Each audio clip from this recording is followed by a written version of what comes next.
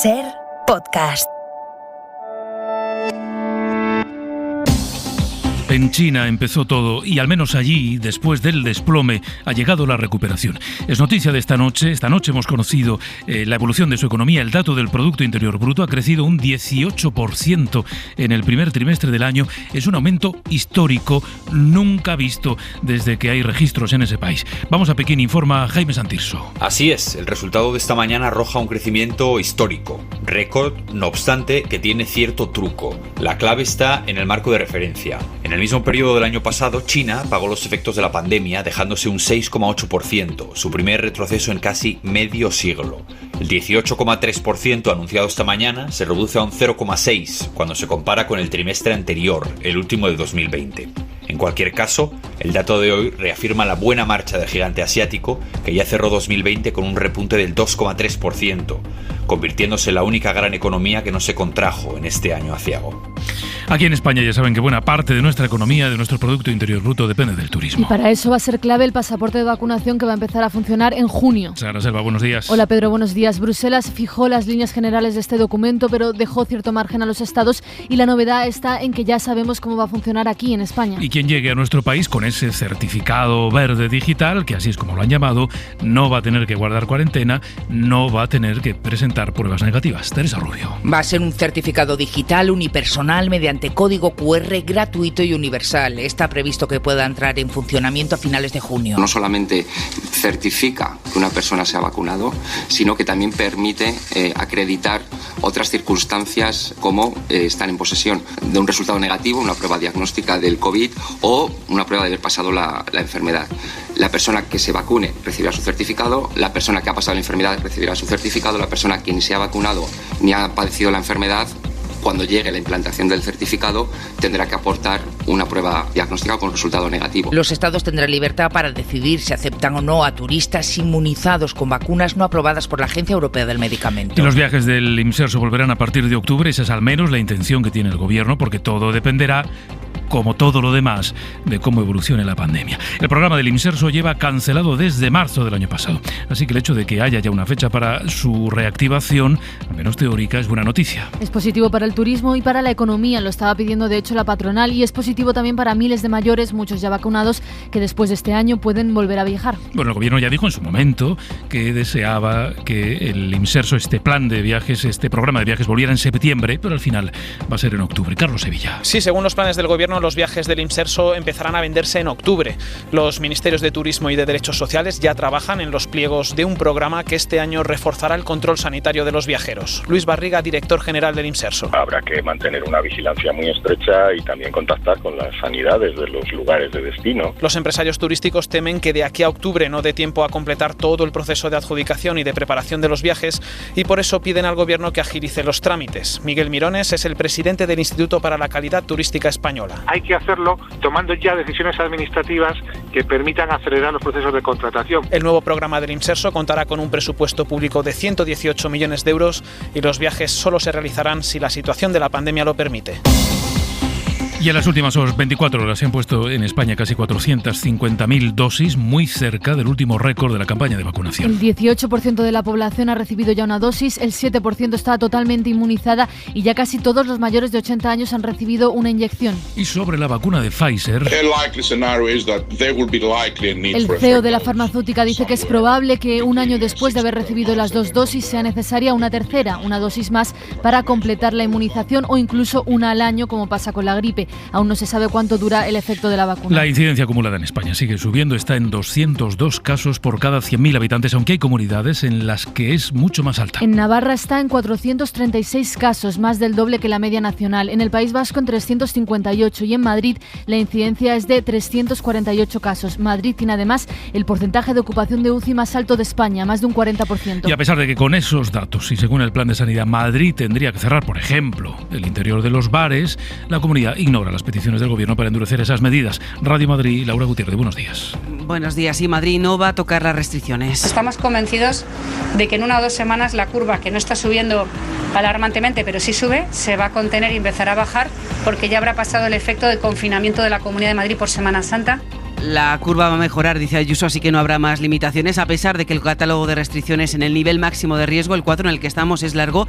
El gobierno madrileño apenas ha implementado una, la prohibición de reuniones entre no convivientes en las casas. En ese nivel se recomienda limitar entradas y salidas del territorio, cerrar el interior de la hostelería o suspender toda la actividad deportiva menos la profesional y federada, aunque en Madrid siguen abiertos los gimnasios y las piscinas. Y Sanidad va a plantear en la Comisión de Salud Pública la posibilidad de prohibir que se fume en las terrazas, incluso cuando haya una distancia de seguridad entre quienes las ocupan. Y hay varias comunidades como Asturias, Aragón o Canarias que lo prohibieron por su cuenta. Y el Gobierno insiste en que las comunidades tienen herramientas suficientes para actuar cuando decaiga el estado de alarma. Salvo el confinamiento en nuestras casas, que es lo que limita de verdad nuestra libertad de ambulatoria, salvo eso, casi todo lo demás es posible con la legislación sanitaria vigente, con las acciones coordinadas y las órdenes ministeriales comunicadas.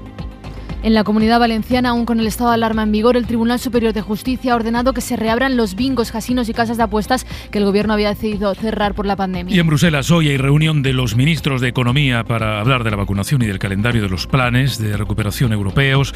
Corresponsal comunitaria, Griselda Pastor, buenos días. Buenos días. Pendientes de la vacunación en todos los países de la Unión, los ministros de Economía, primero en formato Eurogrupo y después en formato Ecofin, estudiarán hoy la situación que agrava la pandemia. Objetivo central de este debate es el de clarificar el calendario del plan de recuperación, aprobado en julio de hace un año, paralizado ahora por el Tribunal Constitucional alemán, que aceptando un recurso ha frenado las ratificaciones en 10 países europeos.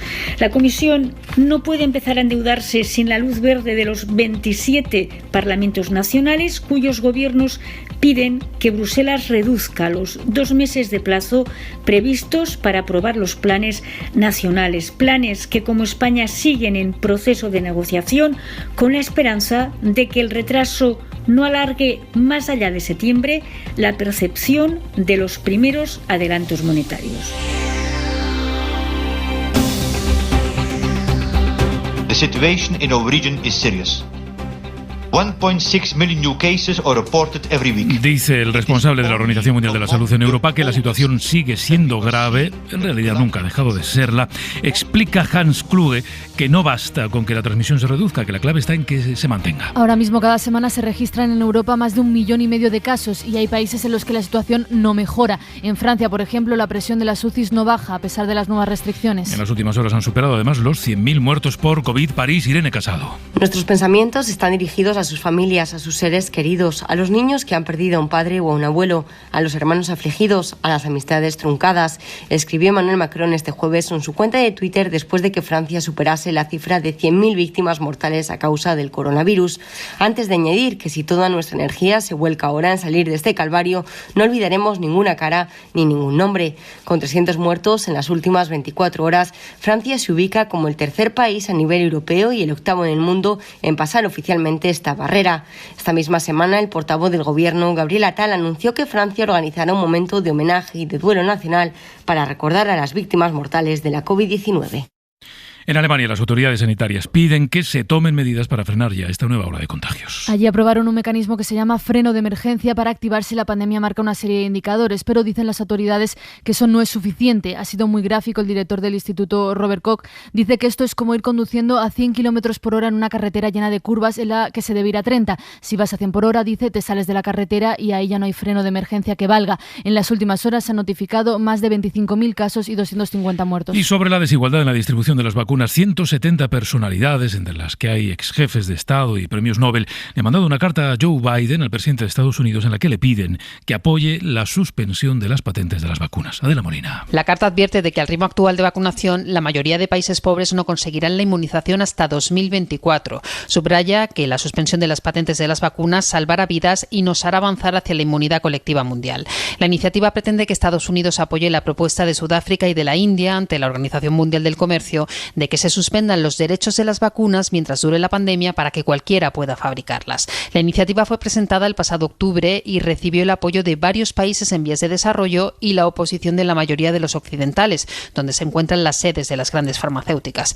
Entre los firmantes están los expresidentes de Francia, François Hollande, de Liberia, Ellen Johnson Sirleaf, de España, José Luis Rodríguez Zapatero, o el ex primer ministro británico Gordon Brown. También premios Nobel como Mohamed Yunus de la Paz o el de Economía Joseph Stiglitz.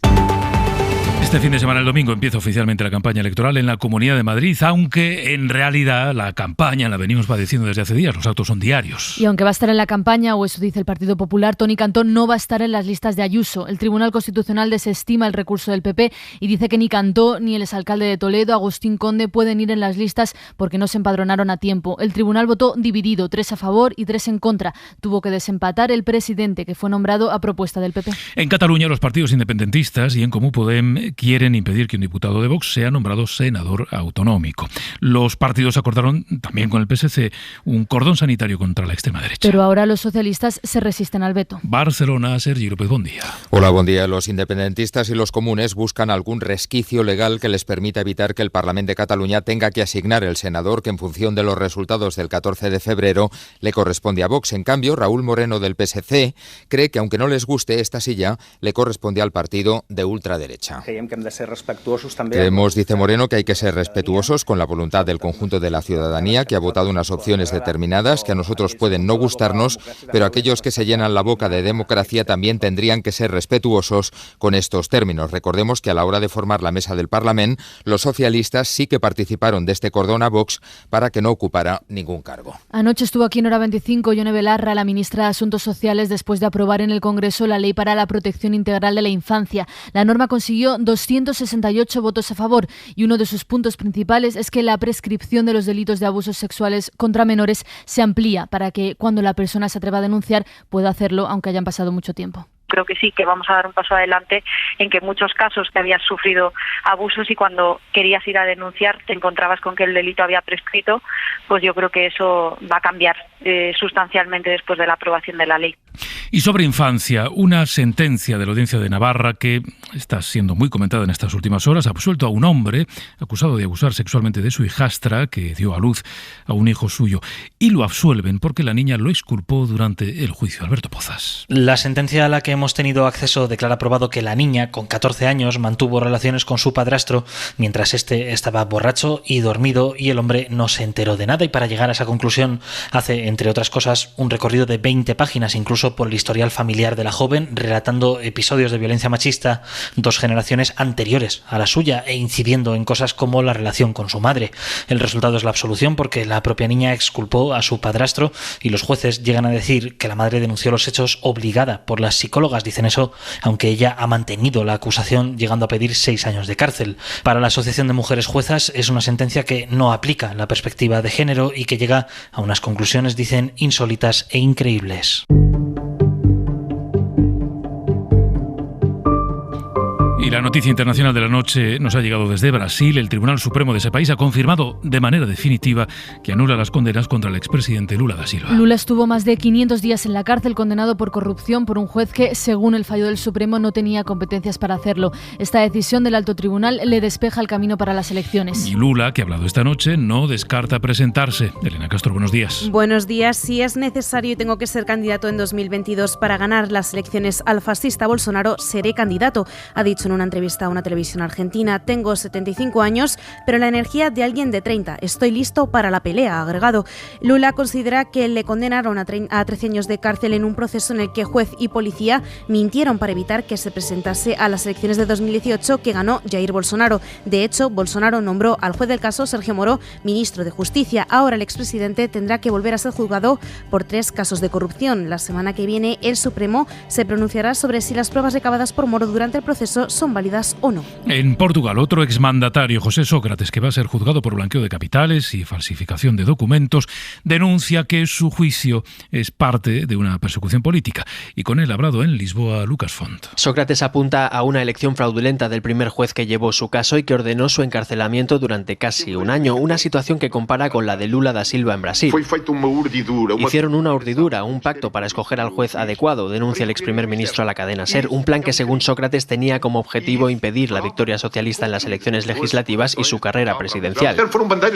Algunos de los casos investigados fueron banderas de mi gobierno. El juez ha descartado 25 de los 31 delitos de los que estaba acusado, pero mantiene otros 6 por blanqueo de capitales y falsificación de documentos. El magistrado también considera que hay indicios de corruptelas en el cobro de casi 2 millones de euros en efectivo, pero el delito ya ha prescrito. Sócrates no aclara si retomará su carrera política y se centra en la batalla judicial que todavía tiene pendiente.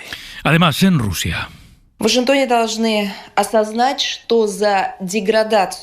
Rusia, el Ministerio de Exteriores asegura que la respuesta a las sanciones de Estados Unidos es inevitable. Han convocado al embajador estadounidense para tener, según las palabras de la portavoz de Exteriores rusa, una conversación difícil. Moscú ha reaccionado así al anuncio de Biden, una segunda ronda de sanciones por los ciberataques y el intento de Moscú de interferir en las elecciones. En Cuba hoy se celebra el Congreso del Partido Comunista, en el que se prevé que Raúl Castro entregue el mando del partido al actual presidente, a Miguel Díaz-Canel. La Habana, Mauricio Vicente. El 8º Congreso del Partido Comunista, que comienza hoy en La Habana, se realiza en un momento clave, con la isla envuelta en una de las peores crisis de su historia y cuando Raúl Castro y con él toda la generación histórica van de retirada. Fue el propio Raúl, de 89 años, el que en el pasado Congreso ordenó el relevo, al proponer un límite de 2 mandatos para ocupar un alto cargo político y una edad máxima de 60 años para ingresar al Comité Central. El propio Raúl Castro calificó entonces la renovación de cuestión estratégica. El desafío es serio, pues lo que está en juego es que la revolución sobreviva a sus fundadores. Otro de los puntos importantes es ver cómo queda integrado el buró político y hasta dónde llega la renovación. Y algo que venimos contando desde primera hora en Estados Unidos, la policía de Chicago ha hecho público el vídeo en el que uno de sus agentes dispara y mata a un chico de 13 años, un menor de origen latino, y que en el momento de ese disparo, por lo que se ve en el vídeo, tenía las manos en alto y no portaba ningún arma. Hoy por hoy, con Pedro Blanco. En media hora, a partir de las 8 de la mañana, Ángeles Barceló les saludará desde Urueña. Es un pueblo, una localidad de menos de 200 habitantes en la provincia de Valladolid. Y este pueblo se convirtió en 2007 en la Villa del Libro de España. Hay unas 10 librerías y 5 museos, así que hoy vamos a hacer eso en el programa, visitar los museos, las librerías de Urueña y hablar con sus libreros. Ya saben que en la SER llevamos unos cuantos meses recorriendo este país, visitando ciudades y pueblos. Hoy nos vamos a la España que pierde población. En la última década, Castilla y León ha perdido más de 160.000 habitantes. Esto es la población de Ávila y Segovia juntas, o el doble de toda la gente que vive en Soria. Radio Valladolid, Mario Alejandre, buenos días. Buenos días. Cada vez hay más voces que piden al gobierno que tome medidas para revertir este proceso. Sí, una de las más recientes es una asociación, se llama Jóvenes de Castilla y León, y este colectivo lo que reclama, básicamente empezó aglutinando a quienes se han tenido que ir a Madrid para encontrar un futuro personal y profesional, son medidas eficaces, medidas que de alguna manera cambien la realidad demográfica de Castilla y León. Juan José Álvarez, uno de los portavoces del colectivo, exige eso, exige planteamientos que sirvan para cambiar una pérdida de población que es ya demasiado grave en el conjunto de la comunidad autónoma. Hay que hablar de infraestructuras, hay que hablar de proyectos tractores que traigan empresas a Castilla y León y que haga que la juventud no salga por miles como está ocurriendo actualmente. Hay que hablar también de dar iguales servicios en el medio rural que en el medio urbano y hay que hablar sin duda de una fiscalidad diferenciada para estos territorios, entre ellos Castilla y León, que se encuentra en peor situación y en una desventaja clara respecto a otros territorios del Estado. Recuerdan que la Junta ha fracasado en todas las políticas y estrategias que ha puesto en marcha en los últimos 30 años para revertir esta situación, pero también se dirigen a la Administración estatal. Es verdad que este año con la pandemia y con todo lo que estamos viviendo y vivimos en el 2020, la capacidad de sorpresa es mínima, pero ahí está la ciencia. Un equipo de científicos que dirige un español, Juan Carlos Ispizúa, ha conseguido crear 130 embriones mezclando células de humano y de mono en un laboratorio de China, de una especie de mono que se llama macaco cangrejero. Lo que han hecho es crear primero pequeños embriones y añadirles después células humanas. Y claro, esto genera un debate, un importante debate ético. Lo que dice Ispizúa es que el objetivo es que esto sirva para generar órganos humanos dentro de animales, para poder luego trasplantarlos a humanos y con eso suplir la falta de órganos para trasplantes que hay en el mundo. Según la Organización Mundial de la Salud, ahora se están haciendo solo el 10% de los trasplantes que harían falta. Bueno, pues eso, que ahí está la ciencia para sorprendernos. Es viernes y es 16 de abril.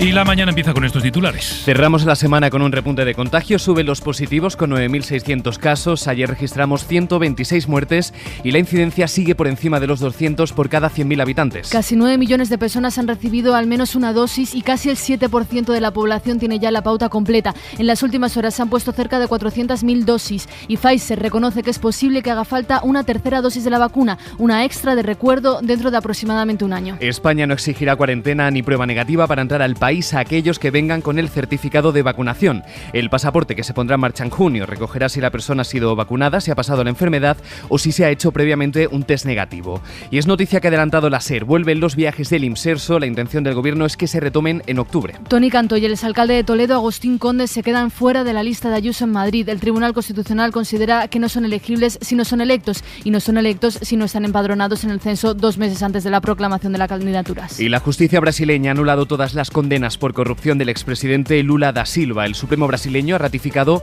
la anulación de la pena de cárcel de 13 años porque entiende que el juzgado que lo procesó no era competente para hacerlo. Y además, Enrique, es una exclusiva de nuestros compañeros en Cataluña. El gobierno catalán incumple su propia ley y deja sin inspeccionar más de 40 residencias de ancianos durante el último año. Es decir, que desde que comenzó la pandemia no se ha hecho inspección en 40 residencias, un 30% menos de inspecciones que el año anterior. El Govern dice que se priorizaron otras acciones. Radio Barcelona, Oriol Soler, buen día. Buen día. La ley catalana dice que hay que inspeccionar como mínimo una vez al año todas las residencias. En Cataluña hay 972 y se hicieron 930 inspecciones, de modo que esta normativa no se cumple.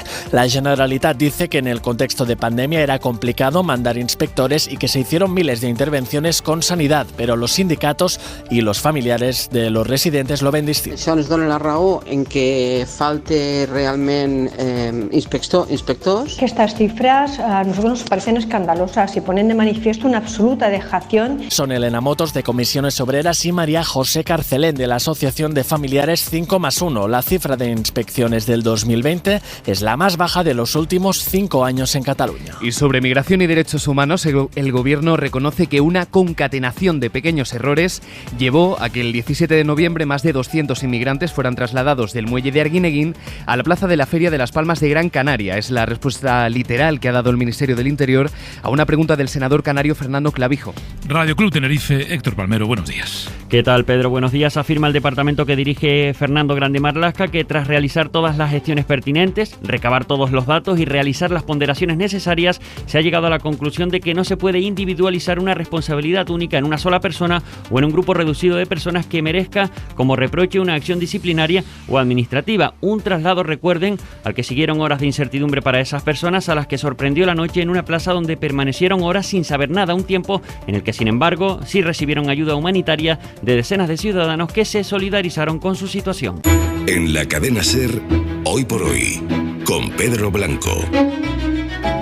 Y con Sonia Palomino y Enrique García vamos a repasar la prensa de hoy en la prensa nacional, referencias pandémicas. Sí, lleva el país a su portada la petición de 170 personalidades de todo el mundo, entre los que están exmandatarios y premios Nobel, para liberar las patentes de la vacuna contra el COVID. Han enviado una carta a Joe Biden reclamándole que suspenda las patentes, recordando que el desarrollo de la vacuna de AstraZeneca ha sido posible gracias a los fondos públicos. Este periódico lleva también las conclusiones de una investigación sobre la transmisión del COVID a través del aire, una investigación publicada en la revista científica The Lancet que sostiene la existencia de los aerosoles como un factor importante en la transmisión del COVID.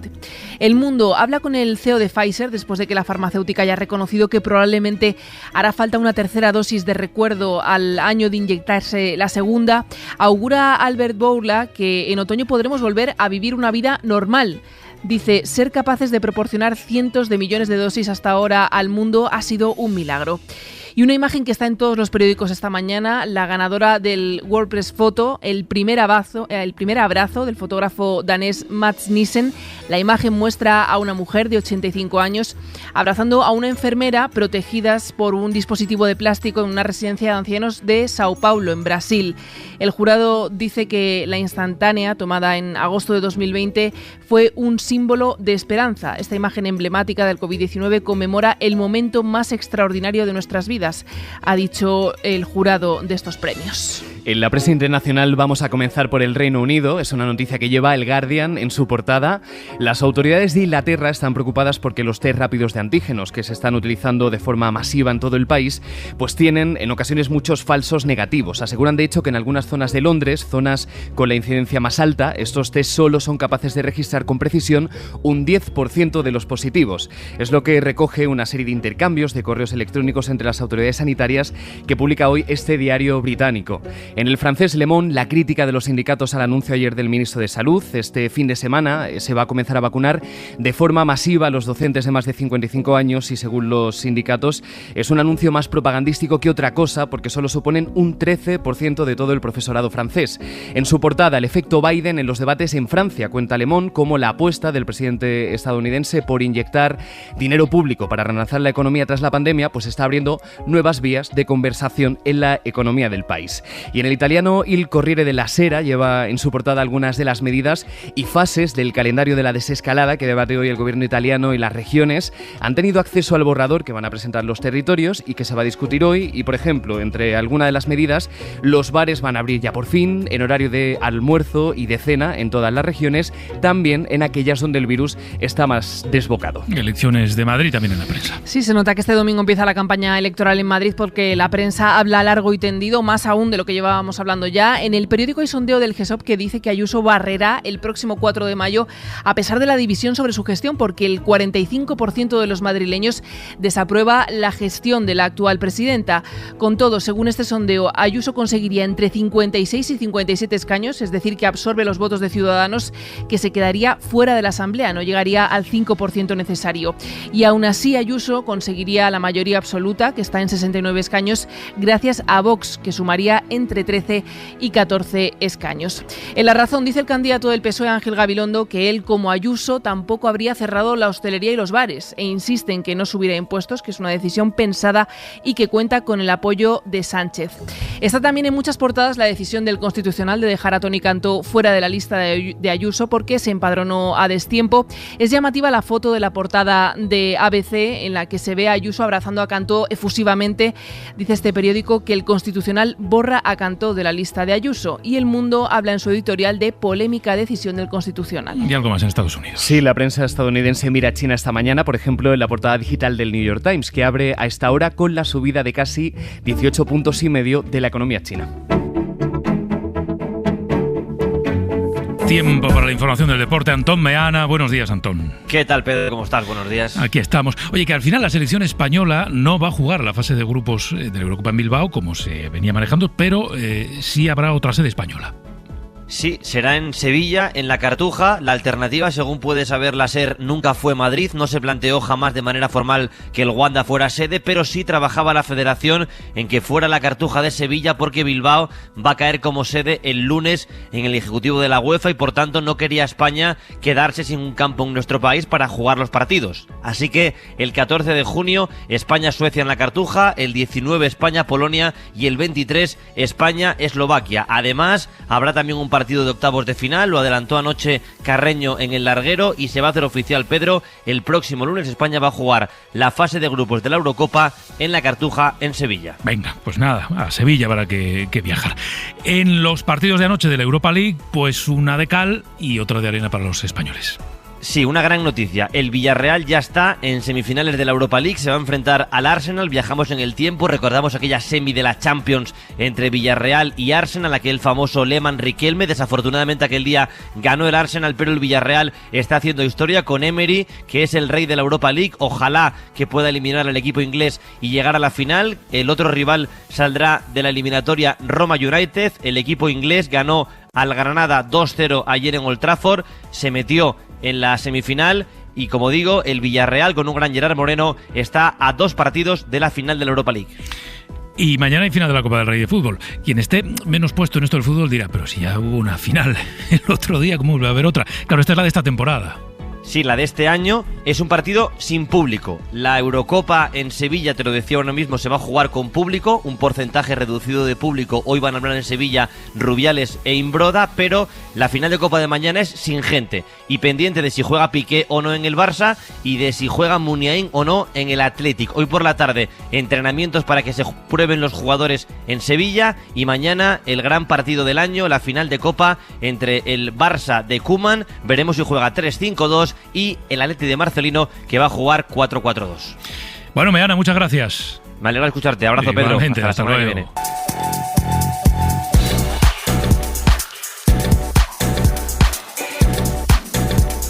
Esta sintonía nos lleva al cine cada semana, estrenos con Pepa Blanes. El cine ha cambiado tras el Me Too, prueba de ello es Una joven prometedora, una historia de venganza con Carey Mulligan, que ha sido uno de los debuts más importantes del año, que ha nominado al Oscar a la primeriza Emerald Fennell. Yo no soy la única que no se lo creyó. Si te ganas la reputación de tía guarra, entonces a lo mejor no te creen cuando dices que te ha pasado algo. El choque cultural funciona en las comedias y repite la fórmula Una veterinaria en la Borgoña, película francesa, historia de superación con animales de por medio. Y terminamos con música. Johnny Depp produce el documental Crock of Gold, una mirada a la historia del músico de The Pogues, Saint McGowan, pero también a las adicciones y a la historia de Irlanda.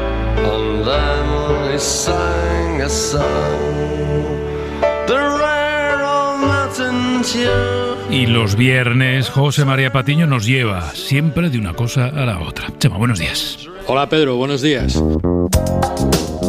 Solo el 3% de los ecosistemas del planeta permanecen intactos. Este es el triste resultado de un nuevo estudio científico que rebate los realizados mediante satélite y que señalaban que hasta un 40% del planeta no se había visto afectado por la actividad humana. La nueva hipótesis considera que a nivel del suelo el deterioro es más evidente porque faltan especies vitales y otras invasoras han causado graves estragos, como ha sucedido en Australia con la introducción de conejos y cabras. Las últimas zonas vírgenes se encuentran en los bosques tropicales del Amazonas y el Congo, la tundra en Siberia y Canadá y el Sáhara. Los investigadores sugieren reintroducir determinadas especies de manera masiva en algunas zonas para poder recuperar un 20%. De lo contrario, estamos abocados a un planeta en realidad virtual, como un coreano que ha revivido estar con su esposa fallecida para la televisión. Una actriz dotada con un traje con sensores realizaba los movimientos del avatar que el viudo veía con unas gafas especiales en el lacrimógeno encuentro. Hoy por hoy noticias. Ser podcast. Hoy hemos amanecido en un sitio completamente diferente al habitual. Donde mires a donde mires aparecen los campos de Castilla, un lugar con pocas tiendas pero con muchas librerías y museos, un lugar de esa España despoblada pero que ha dibujado su identidad con los libros y con la música.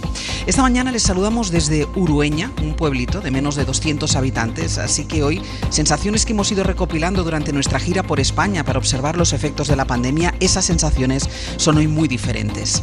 Aquí los efectos de la pandemia se traducen todavía en más soledad, los cierres perimetrales, las restricciones en el movimiento impiden a los visitantes acercarse a esta pequeñita joya castellana que vive, entre otras cosas, del turismo curioso por comprobar eso que dicen, de que es el pueblo con más librerías por habitante, una villa del libro como hay muy pocas en el mundo.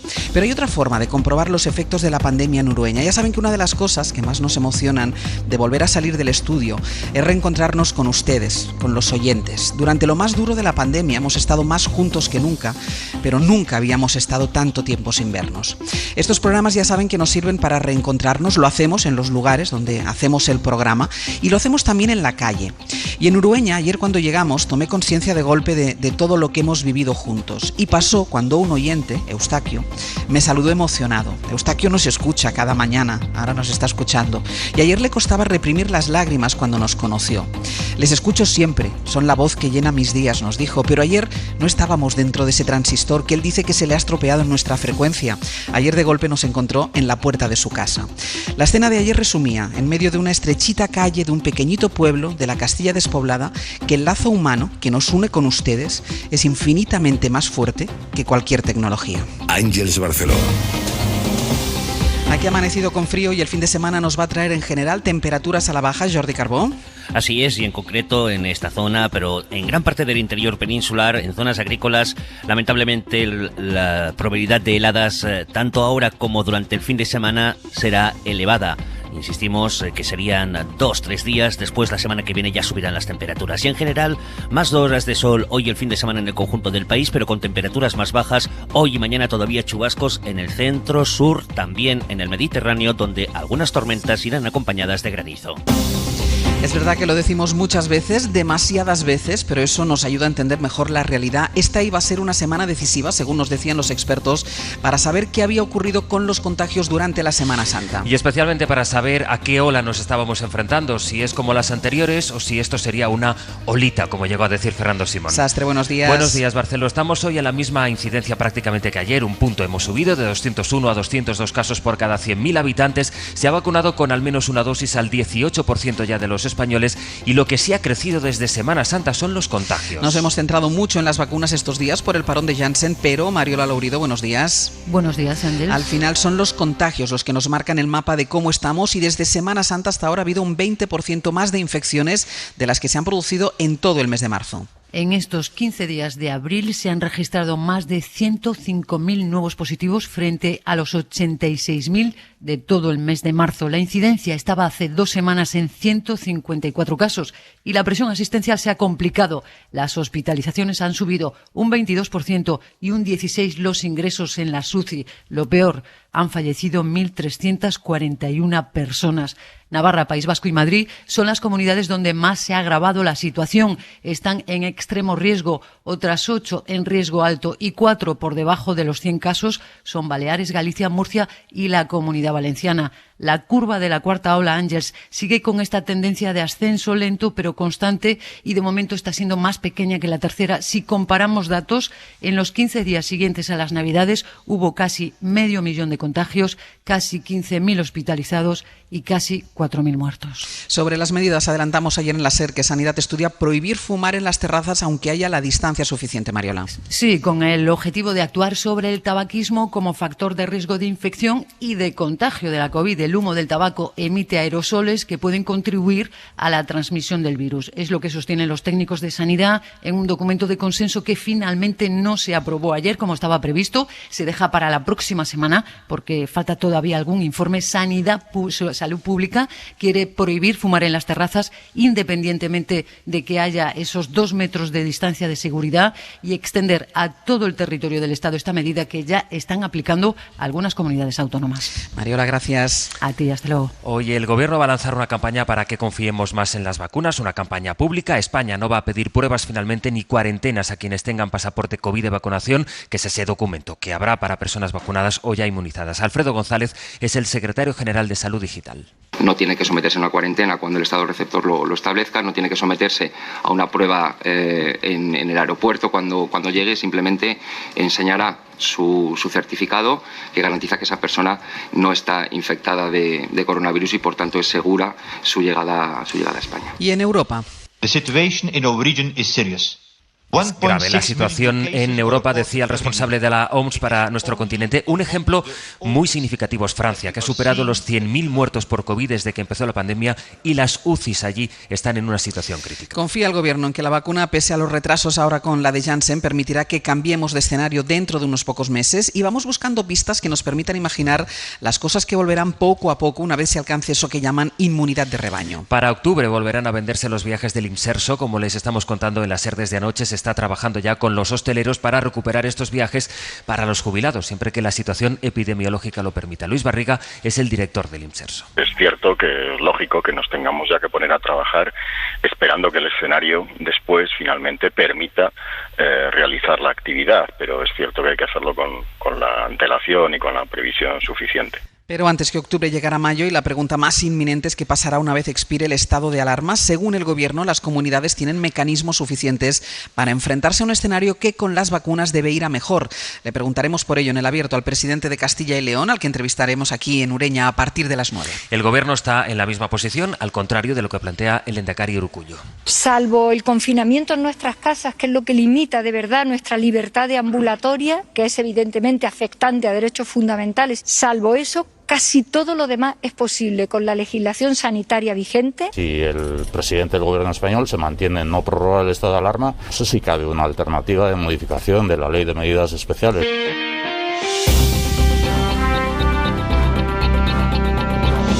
Proyecto de Ley Orgánica de Protección Integral a la Infancia y la Adolescencia frente a la Violencia. Sí, 102 más 166 votos emitidos telemáticamente. No, 57 votos emitidos telemáticamente. Abstención, 16 votos emitidos telemáticamente. En consecuencia, queda aprobado el proyecto de Ley Orgánica.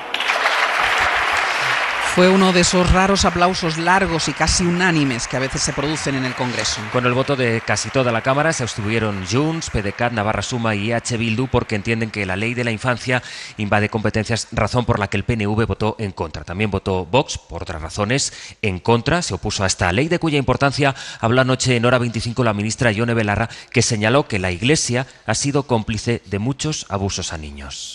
Yo lamento profundamente tener que decir esto, pero es que mientras sigamos teniendo instituciones o gente que es cómplice, que oculta la violencia hacia la infancia, pues no vamos a poder avanzar.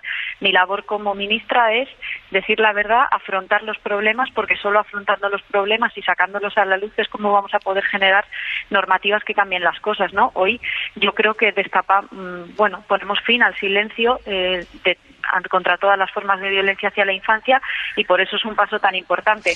Hablando de leyes sociales y económicas, en este caso hay otra en la que el Gobierno aún no se ha puesto de acuerdo, la de vivienda. Estas son las protestas que hubo anoche en Berlín, con más de 10.000 personas en las calles, según la televisión pública alemana, porque el Constitucional alemán ha tumbado la ley que limitaba los precios del alquiler. Era una ley regional, única en Alemania, y eso es lo que juzga el tribunal, que debe regularse con una ley federal, pero no a través de cada land. Corresponsal en Berlín, Carmen Viñas. Los Länder no pueden regular sobre esta materia si el gobierno lo ha hecho previamente, como es el caso. Según fundamenta el alto tribunal, la ley es nula y, como consecuencia, decenas de miles de inquilinos tendrán que realizar pagos adicionales si se los exige los propietarios. Los sectores inmobiliario y de la construcción y los partidos conservadores y liberales reaccionaron con satisfacción, mientras que socialdemócratas, verdes y asociaciones sociales exigen una regulación más estricta de los alquileres en el ámbito estatal. La sentencia llega en un momento delicado. Las elecciones se celebrarán en Berlín en septiembre, el mismo día que las generales, y el límite a los alquileres era uno de los proyectos estrella de la alianza de izquierdas que forma el gobierno, pero también es un proyecto que defienden los verdes, uno de los partidos que podría ser decisivo en los comicios estatales. Y podemos adelantarles hasta ahora algunos de los planes del candidato socialista Ángel Gabilondo a la Comunidad de Madrid si gana las elecciones. Javier Casal, cuéntanos, buenos días. ¿Qué tal? Buenos días. Sí, noticia importante. Reyes Maroto, actual ministra de Industria, será la vicepresidenta económica de Ángel Gabilondo si el PSOE gobierna en la Comunidad de Madrid. Aunque no va en las listas, fuentes socialistas confirman a la SER que se han realizado las consultas oportunas y que legalmente este nombramiento sería posible. Maroto regresaría de esta manera a la política madrileña, dejaría el gobierno, fue, recordemos además, diputada y responsable de asuntos económicos en el Grupo Parlamentario Socialista hace 2 legislaturas. Maroto se suma además a la campaña de Gabilondo desde hoy, a pesar de no ir en esas listas, y va a acompañar a Gabilondo, al candidato socialista, en un acto que arranca en unos minutos a las 9 en punto de la mañana. Casal, gracias. Hasta luego. Hizo falta el voto de calidad para que el Constitucional desempatase en su decisión sobre Toni Cantó, pero al final ratifica que ni él ni Agustín Condé pueden ir a las listas del PP en las elecciones de Madrid. Votaron 3 magistrados a favor, 3 en contra, así que desempató el presidente, cuyo voto en estos casos vale doble. Era una decisión con la que en realidad ya contaban en el PP para esta campaña, que oficialmente empieza a la medianoche del sábado al domingo. Mariela Rubio, buenos días. ¿Qué tal? Buenos días. Y aunque Cantó esté presente en los mítines, ahora ya todo el foco del partido en Madrid, pero también a nivel nacional, será para Díaz Ayuso. Sí, como dices, el PP contaba con este desenlace sobre Cantó, de ahí que en los últimos días se cuidara mucho de no sembrar grandes expectativas sobre el dictamen del tribunal. En el entorno de Díaz Ayuso se cuenta con dar a Cantó un puesto en el futuro gobierno madrileño, del mismo modo en que se contará como consejera con la también naranja Marta Rivera de la Cruz. Pero Ayuso insiste en un mensaje entre los suyos: evitar hablar del futuro ejecutivo. Y es que la gran preocupación de la presidenta es que su electorado perciba, es textual, que esto está ganado. Hay que mantener la tensión, dice, la idea de que el resultado va a estar ajustado. Y si esto es lo que preocupa a Ayuso, Génova empieza a prepararse para las consecuencias del éxito de la presidenta madrileña, la batalla por el PP de Madrid. En el cuartel general popular saben que Ayuso quiere liderar el partido frente a Almeida y quieren a una tercera persona al frente. Si Ayuso gana por mayoría amplia, la batalla por el liderazgo del partido en Madrid, creen en Génova, se recrudecerá.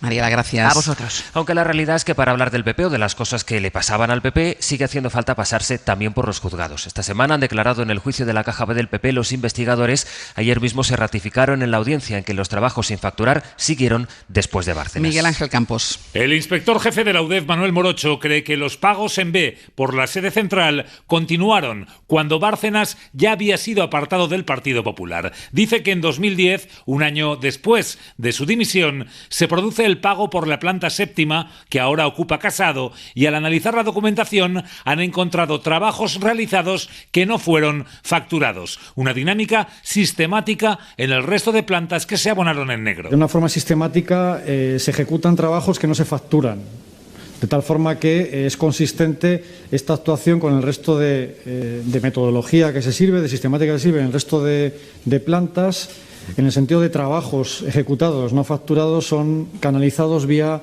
fondos ajenos. Los agentes de la UDEF dicen que el PP mantuvo 3 modalidades de pago distintas de dinero B para la sede y que excedieron con mucho los 1,5 millones en negro corroborados por la instrucción.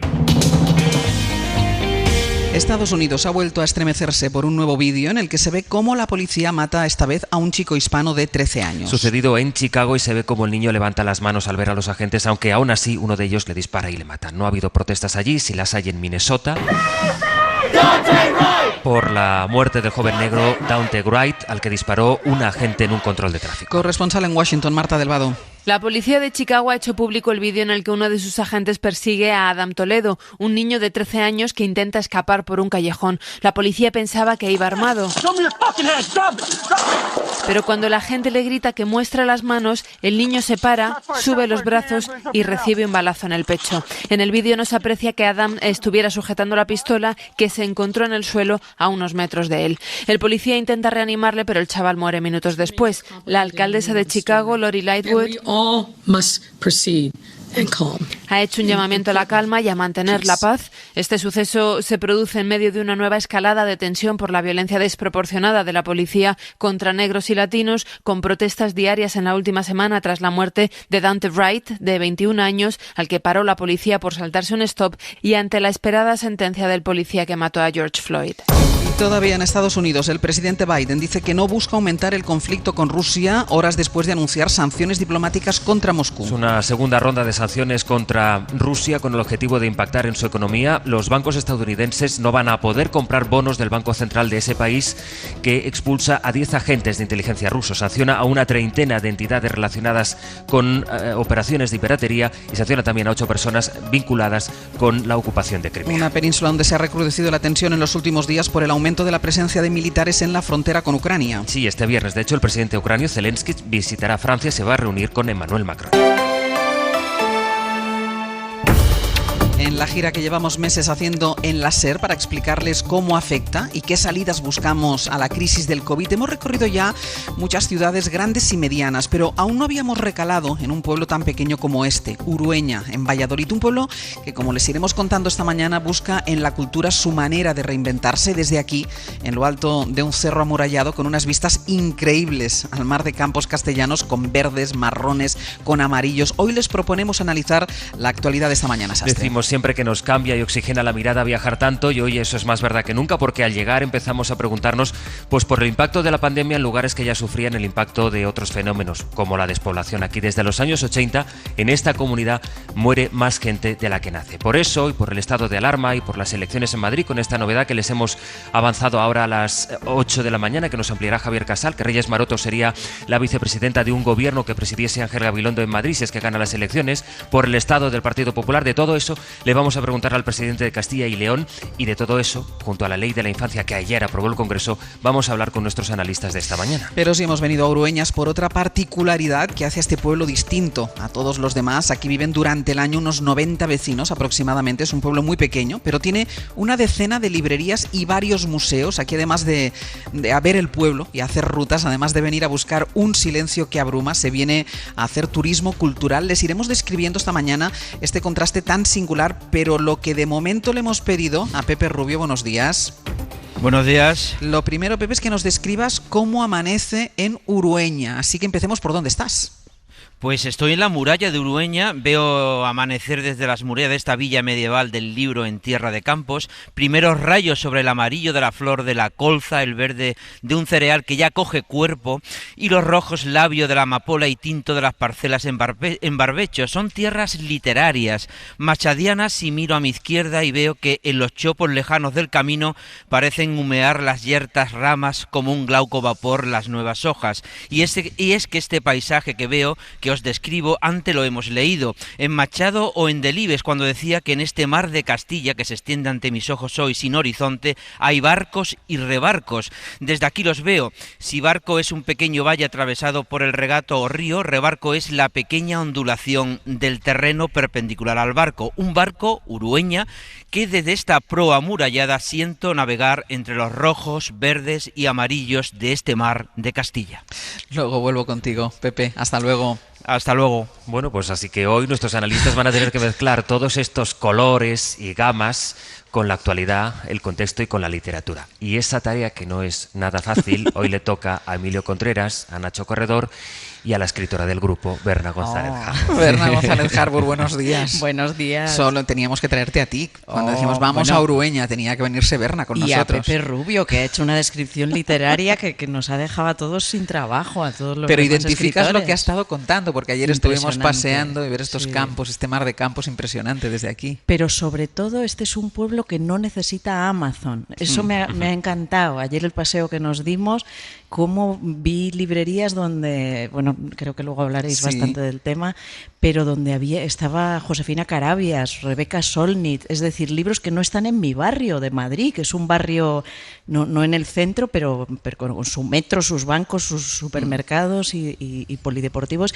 y no hay librerías que tengan a Rebeca Solnit o Josefina Carabias o un montón más, ¿no? Sino solo apenas unos bestsellers. Entonces, bueno, bravo por un pueblo con estas librerías, con estos colores, con esta naturaleza y tan lejos de Madrid. Y tan lejos. Tanta porquería tan que cerca tenemos. Y a la vez tan lejos, es verdad, porquería, porque no nos separan tantos kilómetros de Madrid, pero la sensación que tuvimos ayer cuando llegamos era que habíamos recorrido kilómetros y kilómetros porque nos hemos alejado de ese epicentro. Nacho Corredor, buenos días. ¿Qué te parece? Pues yo creo que las distancias ahora se miden en tiempo más que en kilómetros, y que haya una línea de AVE entre Madrid y Barcelona demuestra que las infraestructuras evitan desigualdades, y cuando hablamos de reto demográfico hablamos de desigualdades y de cómo facilitar la igualdad de oportunidades. Las industrias, las infraestructuras sin duda son un instrumento fundamental para evitar la desigualdad y facilitar la igualdad de oportunidades. Emilio Contreras, buenos días. Buenísimos días. También tuviste tiempo de pasearte y visitar alguna librería ayer. Sí, porque como continuación a lo que acaba de decir Berna, en Madrid hay muchos grandes almacenes de libros, como supermercados de libros, pero quedan muy pocas librerías, que es distinto. Y aquí lo que había eran librerías, y encontré unos libros de calidad, no es que el resto no lo sean, pero encontré unos libros de calidad, compré un par de ellos, uno de los cuales he perdido esta noche en mi habitación y he sido incapaz de encontrar. Tú sabrás lo que has hecho. Te lo he robado yo, Emilio. Tú sabrás lo que has hecho. Pues solo es difícil hacer muchas cosas. El repertorio es limitado, ¿me entiendes? No entremos ahí. No vamos a entrar por ahí. No, yo no he entrado. He dicho solamente que el repertorio es limitado. La actualidad política se enfoca ya a las elecciones en Madrid, que van a ser dentro de poco más de 2 semanas y que centran ahora mismo el mensaje de los partidos, aunque puestos a poner las cosas en perspectiva, Sastre, esta semana en realidad hemos asistido como a una continuación. Sí, el año pasado, cuando cambiaron la hora en pleno confinamiento y no podíamos salir de casa, La Vanguardia tuvo un titular brillante. Dijo, aquella página se encabezaba así, ponía, a las 2 serán las 3 y da igual. En la noche del sábado al domingo empezará la campaña electoral en Madrid y da igual. Pedro Sánchez. Gracias. Mirando a la cámara lo digo. Muchas gracias. Sigue aquí. Sigue en la campaña de Madrid. En campaña se ven todas las cosas, como que Almeida de las gracias a Pedro Sánchez fue irónico, claro, irónico, pero menos, fue cuando Ayuso acabó hablando bien de Fernando Simón. En fin, ¿qué deciros? No me esperaba yo que Pedro Sánchez hubiera mentido. Yo lo que creo es que es increíble, pero el señor Simón es más responsable y el más sincero. Será campaña y da igual, que es campaña en todas partes, en las vacunas, en los fondos europeos, en los adoquines. Uno sabe si hay elecciones pronto cuando ve que los adoquines, en vez de estar bajo los pies, están entre las manos. De los que nos lanzaban estos adoquines, ¿a usted qué le escandaliza? Que nos los lanzasen o que yo lo muestre en esta tribuna. Vox fue el único de los partidos que no le pidió al gobierno que ampliase el estado de alarma o buscase alternativas. El resto teme que cuando pasen las elecciones y pase la alarma, habrá 5 días de diferencia, entremos en la incertidumbre. Sánchez no lo cree. Lo ha dicho en el Congreso, lo ha dicho en la Moncloa, porque cuando es campaña, a Sánchez se le ve más a menudo. Este plan es la mayor oportunidad para España desde la entrada de España en la Unión Europea. Madrid vota en fin el día 4 de mayo y la campaña acabará, en teoría, un día antes. 2 de mayo en Madrid. ¿Será por eso que ha vuelto Napoleón? No le ha dado la gana legislar, porque prefiere gobernar como Napoleón, en el Real Decreto. Napoleón sí, pero Azaña no. Ni Azaña ni Alcalá Zamora, que fue antes presidente de la República y que era conservador. Porque la República era el sistema para derechas e izquierdas, pero la República, para Casado, divide. Nosotros no celebramos fechas que han dividido a los españoles. Celebramos silencio, por favor. Celebramos el Estado de Derecho. Señor Casado, tendría que de fondo terminar. a todo el ruido, España ha empezado a abordar sus 3 debates más importantes: la reforma fiscal, la laboral y la de pensiones. De eso va la discusión sobre los fondos europeos del país que queremos ser. Y el Congreso ha aprobado, lo hizo ayer, la ley de la infancia. Va avanzando también, a pesar de los retrasos, la vacunación. Han pasado todas esas cosas, pero empezará la campaña la noche del sábado al domingo, como esas noches en las que cambian la hora y a las 2 son las 3. Y no da igual, claro, aunque a veces lo parezca. Y precisamente lo último sobre esta campaña, pre-campaña todavía electoral para los comicios madrileños, se lo hemos adelantado hace tan solo unos minutos, las intenciones, los planes que tiene el candidato socialista Ángel Gabilondo si gobierna y los planes que tiene Javier Casal. Hola de nuevo. ¿Qué tal? Buenas tardes. Es incorporar, buenos días. Es incorporar a una ministra a su gabinete. En efecto, es un refuerzo más del gobierno central, ¿no? En esta campaña en la que Gabilondo está flanqueado en los principales actos ya por el presidente del gobierno, Pedro Sánchez, que está, como sabes, muy implicado directamente en estos comicios del 4 de mayo.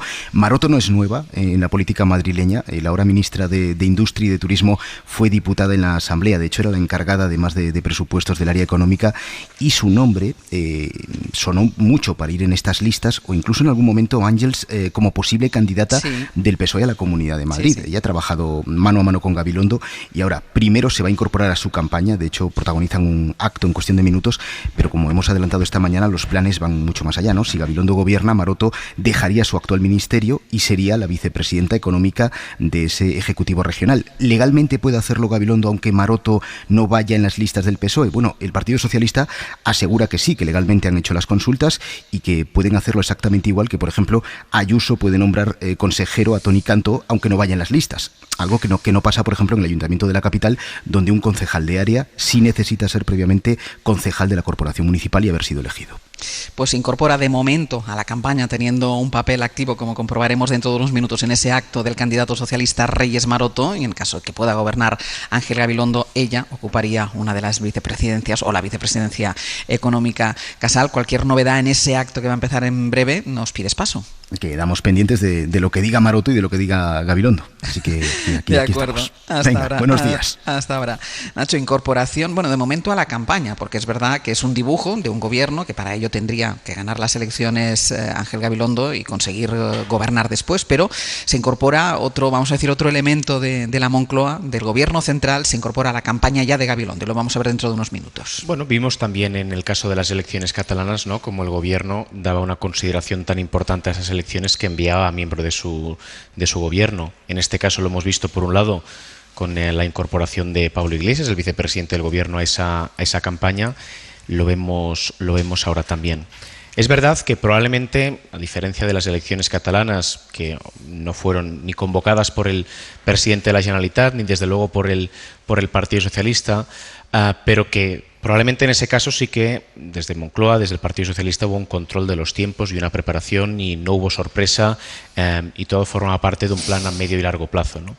Y en este caso probablemente muchas de las decisiones que estamos viendo son reactivas. Todos los acontecimientos de las últimas semanas han sido un castillo de naipes de casualidades, no decididos por otra persona que no fuera Isabel Díaz Ayuso, que llevaba un año haciendo campaña o planteando el marco de esta campaña. Que hoy se hable de comunismo o libertad no es la novedad de la campaña electoral, sino es el planteamiento en el que ha actuado la Comunidad de Madrid desde el principio. Y la izquierda pues ha tenido que reaccionar como ha podido. Es verdad que todas las encuestas en estos momentos nos generan algunas dudas, ¿no? Nos dicen que va a haber una movilización espectacular, a diferencia de lo que pasó en Cataluña, cosa que, por cierto, probablemente se explique por las distintas percepciones del riesgo como consecuencia de las restricciones que ha habido en Cataluña y Madrid, y también, por cierto, del papel que se generó en los medios de comunicación. En febrero parecía que el apocalipsis iba a llegar a Cataluña como consecuencia de unas elecciones, y no es un tema que esté presente en esta campaña electoral. Pero lo que nos dicen las encuestas es que existe la posibilidad de que Vox no pueda entrar en la Asamblea de Madrid por la muerte de éxito de Isabel Díaz Ayuso. Salió una encuesta de GESOP ayer donde Podemos tenía un 1,5% más de lo necesario para obtener representación parlamentaria. Y estas incógnitas y decisiones como la que hoy comparte el Gobierno de España con la incorporación de Reyes Maroto a la campaña electoral, lo que nos señalan es que, y aunque sea un mantra muy repetido, está todo abierto, ¿no? Y eso, en fin, de alguna manera también tiene que llevarnos como ciudadanos, y más en un momento como este, donde se están decidiendo elementos estructurales de cuál va a ser nuestro futuro como sociedad, mientras el mundo avanza, ¿no? El propio Biden proponiendo un nuevo modelo de fiscalidad con más impuestos para rentas más altas. En Madrid se está hablando justo de lo contrario, y estas elecciones son unas elecciones que van a tener un impacto regional, pero también nacional, desde luego. Está todo tan abierto y ahí está la implicación de la Moncloa, está ya la implicación, y luego hablaremos también de ello, la propia implicación del presidente del Gobierno en la campaña electoral de Ángel Gabilondo, y ahora, bueno, algunas piezas que como mínimo se mueven para intervenir en la campaña. Veremos qué pasa después si gobierna Gabilondo, Berna. Sí, este anuncio, la verdad es que a mí me genera bastantes dudas, me genera muchas dudas en general cómo está planteando el Partido Socialista la campaña. En primer lugar, por esa excesiva implicación de Sánchez, no a favor de Gabilondo, sino de sí mismo, ¿no? Yo creo que está el Partido Socialista y Pedro Sánchez personalmente están planteando la campaña, han comprado la campaña que quería Ayuso de esto es un Sánchez versus Ayuso, y no lo es un Gabilondo versus Ayuso. Entonces, bueno, me llena un poco de dudas y de perplejidad. Hoy este anuncio, por ejemplo, ¿qué significa? Bueno, nuevamente el traslado de una figura del gobierno nacional al gobierno regional. Es decir, seguimos comprando el trasladar la batalla nacional, personalizarla en el territorio de Madrid. Y por otro lado, bueno, pues es que posiblemente la vicepresidenta de Gabilondo debe ser Mónica García. Bueno, pues puede haber una vicepresidenta económica también, además de una vicepresidenta de Más Madrid o de, no sé si Kamala Ciudadanos. Harris también estaba por ahí en medio. Kamala Harris también, es decir, bueno, pues vale, muy bien, estupendo que nombre a Reyes Maroto, o sea, no tengo nada en contra, puede ser estupendo, no conozco tampoco excesivamente su gestión, seguro que es estupenda. Pero quiero decir que no toca esto ahora, no toca, o sea, tocará el 5 de mayo, posiblemente tocará una vicepresidenta que sea Mónica García, de Más Madrid, ¿por qué no? Y luego, bueno, pues ya digo, me llena de dudas la campaña desde el principio, desde la cuestión de soy un soso, que no es verdad, porque Gabilondo es todo menos soso, es una persona inteligente, muy divertida, un gran conversador, ocurrente, culto. Realmente sí sería un buen presidente, desde luego muchísimo mejor que Díaz Ayuso, estoy convencida, porque tiene unos valores y unos principios que desde luego estoy segura de que defenderían muchísimo mejor la sanidad, la educación. Es decir, no estoy haciendo una enmienda a la totalidad de Gabilondo para nada, porque creo que es una figura muy interesante, muy inteligente y no es nada soso. Lo que estoy haciendo una enmienda, o por lo menos planteo mis dudas sobre el tipo de campaña en la que le han encorsetado, que él parece haber comprado, y bueno, pues Reyes Maroto, pues bienvenida al escenario, pero tengo mis dudas de que sea esta la persona de la que ahora hay que hablar. Emilio. Sí, parece evidente, como vosotros habéis dicho, que es un intento de reforzar la candidatura en esta campaña electoral, la candidatura de Gabilondo. Las encuestas dicen lo que dicen y el gobierno y su presidente se esfuerza en conseguir que la candidatura del Partido Socialista y en general la posibilidad de alternancia de una coalición de izquierdas en la Comunidad de Madrid pueda prosperar, y considera que una miembro del gobierno puede reforzar esa candidatura, ¿no? Lo que ocurre es que, como acabáis de decir vosotros, el que sea vicepresidenta no depende exclusivamente de la decisión del señor Gabilondo, porque si gobernara la izquierda en Madrid, a partir de las elecciones del día 4 de mayo, sería como consecuencia de un pacto entre 3 partidos, el Partido Socialista, más Madrid y finalmente Podemos. Y quién va a ser presidenta o vicepresidenta, eso es una cosa que está por ver, aunque, en fin, la posición del Partido Socialista sea la que ya nos han anunciado, pero eso requiere largas negociaciones o probablemente surja una floración de vicepresidentes, surgiría una floración de vicepresidentas y vicepresidentes para contentar a cada uno de ellos. Pero, en fin, está claro que se trata de reforzar la candidatura de Gabilondo, que en este momento, según las encuestas, no queda lejos, pero no le da la mayoría absoluta y, por lo tanto, la posibilidad de gobernar. Y esto tratan de reforzarlo. Y a propósito de lo que habéis dicho de la movilización, yo recuerdo que cuando el día 12 de julio hubo elecciones en el País Vasco y en Galicia, y el día 14 de febrero lo hubo en Cataluña, la participación estuvo en torno al 50%. Y claro, que en las 3 comunidades llamadas históricas, chocante, por cierto, que Castilla no sea una comunidad histórica. Es la más histórica de todas. Pues por eso, pero en fin, dejemos las ironías al bar. Pues dicen que en la radio la ironía no se entiende bien, quizás a lo mejor esta haya sido la excepción, ¿no? Pero, claro, es que en esas 3 comunidades históricas, que la participación sea solo de la mitad, cuando van a decidir quién les va a gobernar, quién va a ser los que lleven adelante la política de esas comunidades por las que sus ciudadanos supuestamente se han estado esforzando durante tanto tiempo, durante la dictadura y luego durante la transición y en la Constitución y en la democracia, para tener autogobiernos.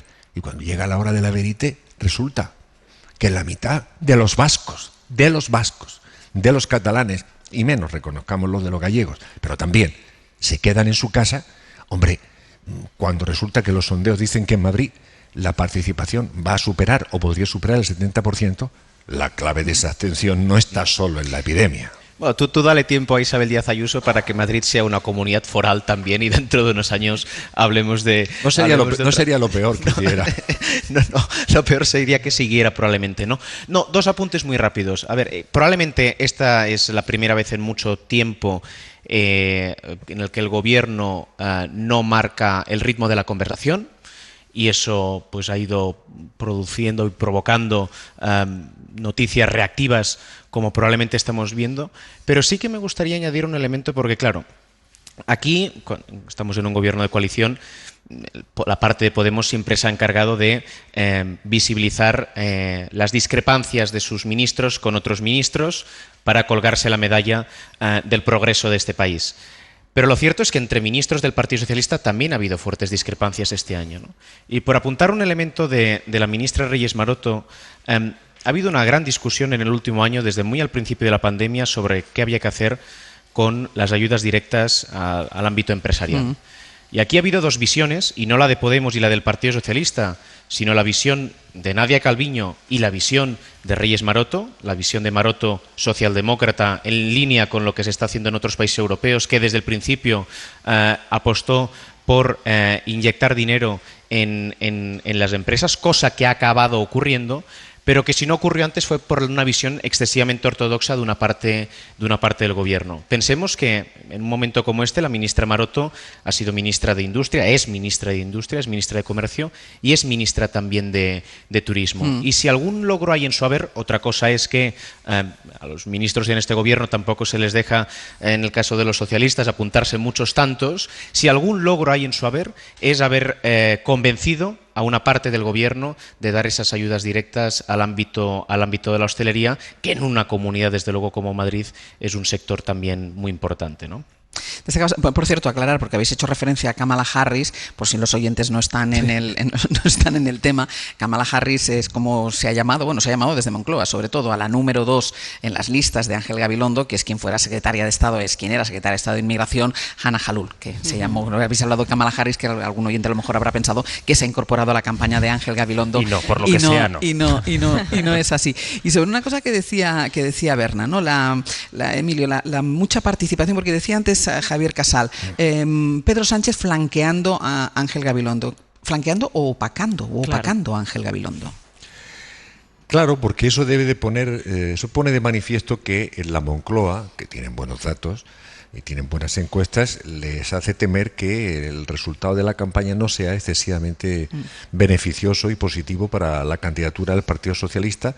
Consideran que el valor electoral de más peso y de más tirón es el presidente del gobierno, otra cosa es que lo sea, pero en fin, allí es lógico que lo piensen, y se ha lanzado en apoyo y en ayuda de la candidatura de Gabilondo. No tiene otra explicación. Sí, pero eso también engrandece a la figura de la contrincante. Es decir, si Ayuso con quien confronta es con Pedro Sánchez y Pedro Sánchez responde a esta confrontación... Claro, ese es el efecto culatazo de esa decisión presidencial. Claro. Sí, pero además no es que esté apoyando a Gabilondo, que eso sería obvio. Claro que lo tiene que hacer. Bueno, es que ha sido un poco moderado. Es que ha cometido errores como atribuirle datos falsos de la pandemia, cosas que no debe hacer. Dejadme que luego continuaremos, continuaremos hablando de estos últimos coletazos de la precampaña electoral en Madrid. Empieza la campaña oficialmente el sábado, de la noche del sábado al domingo, pero da igual porque tenemos la sensación que estamos instalada en ella desde hace ya muchísimo tiempo, porque además se ha trasladado a todos los escenarios externos a la Comunidad de Madrid, incluso al Congreso de los Diputados, como pudimos ver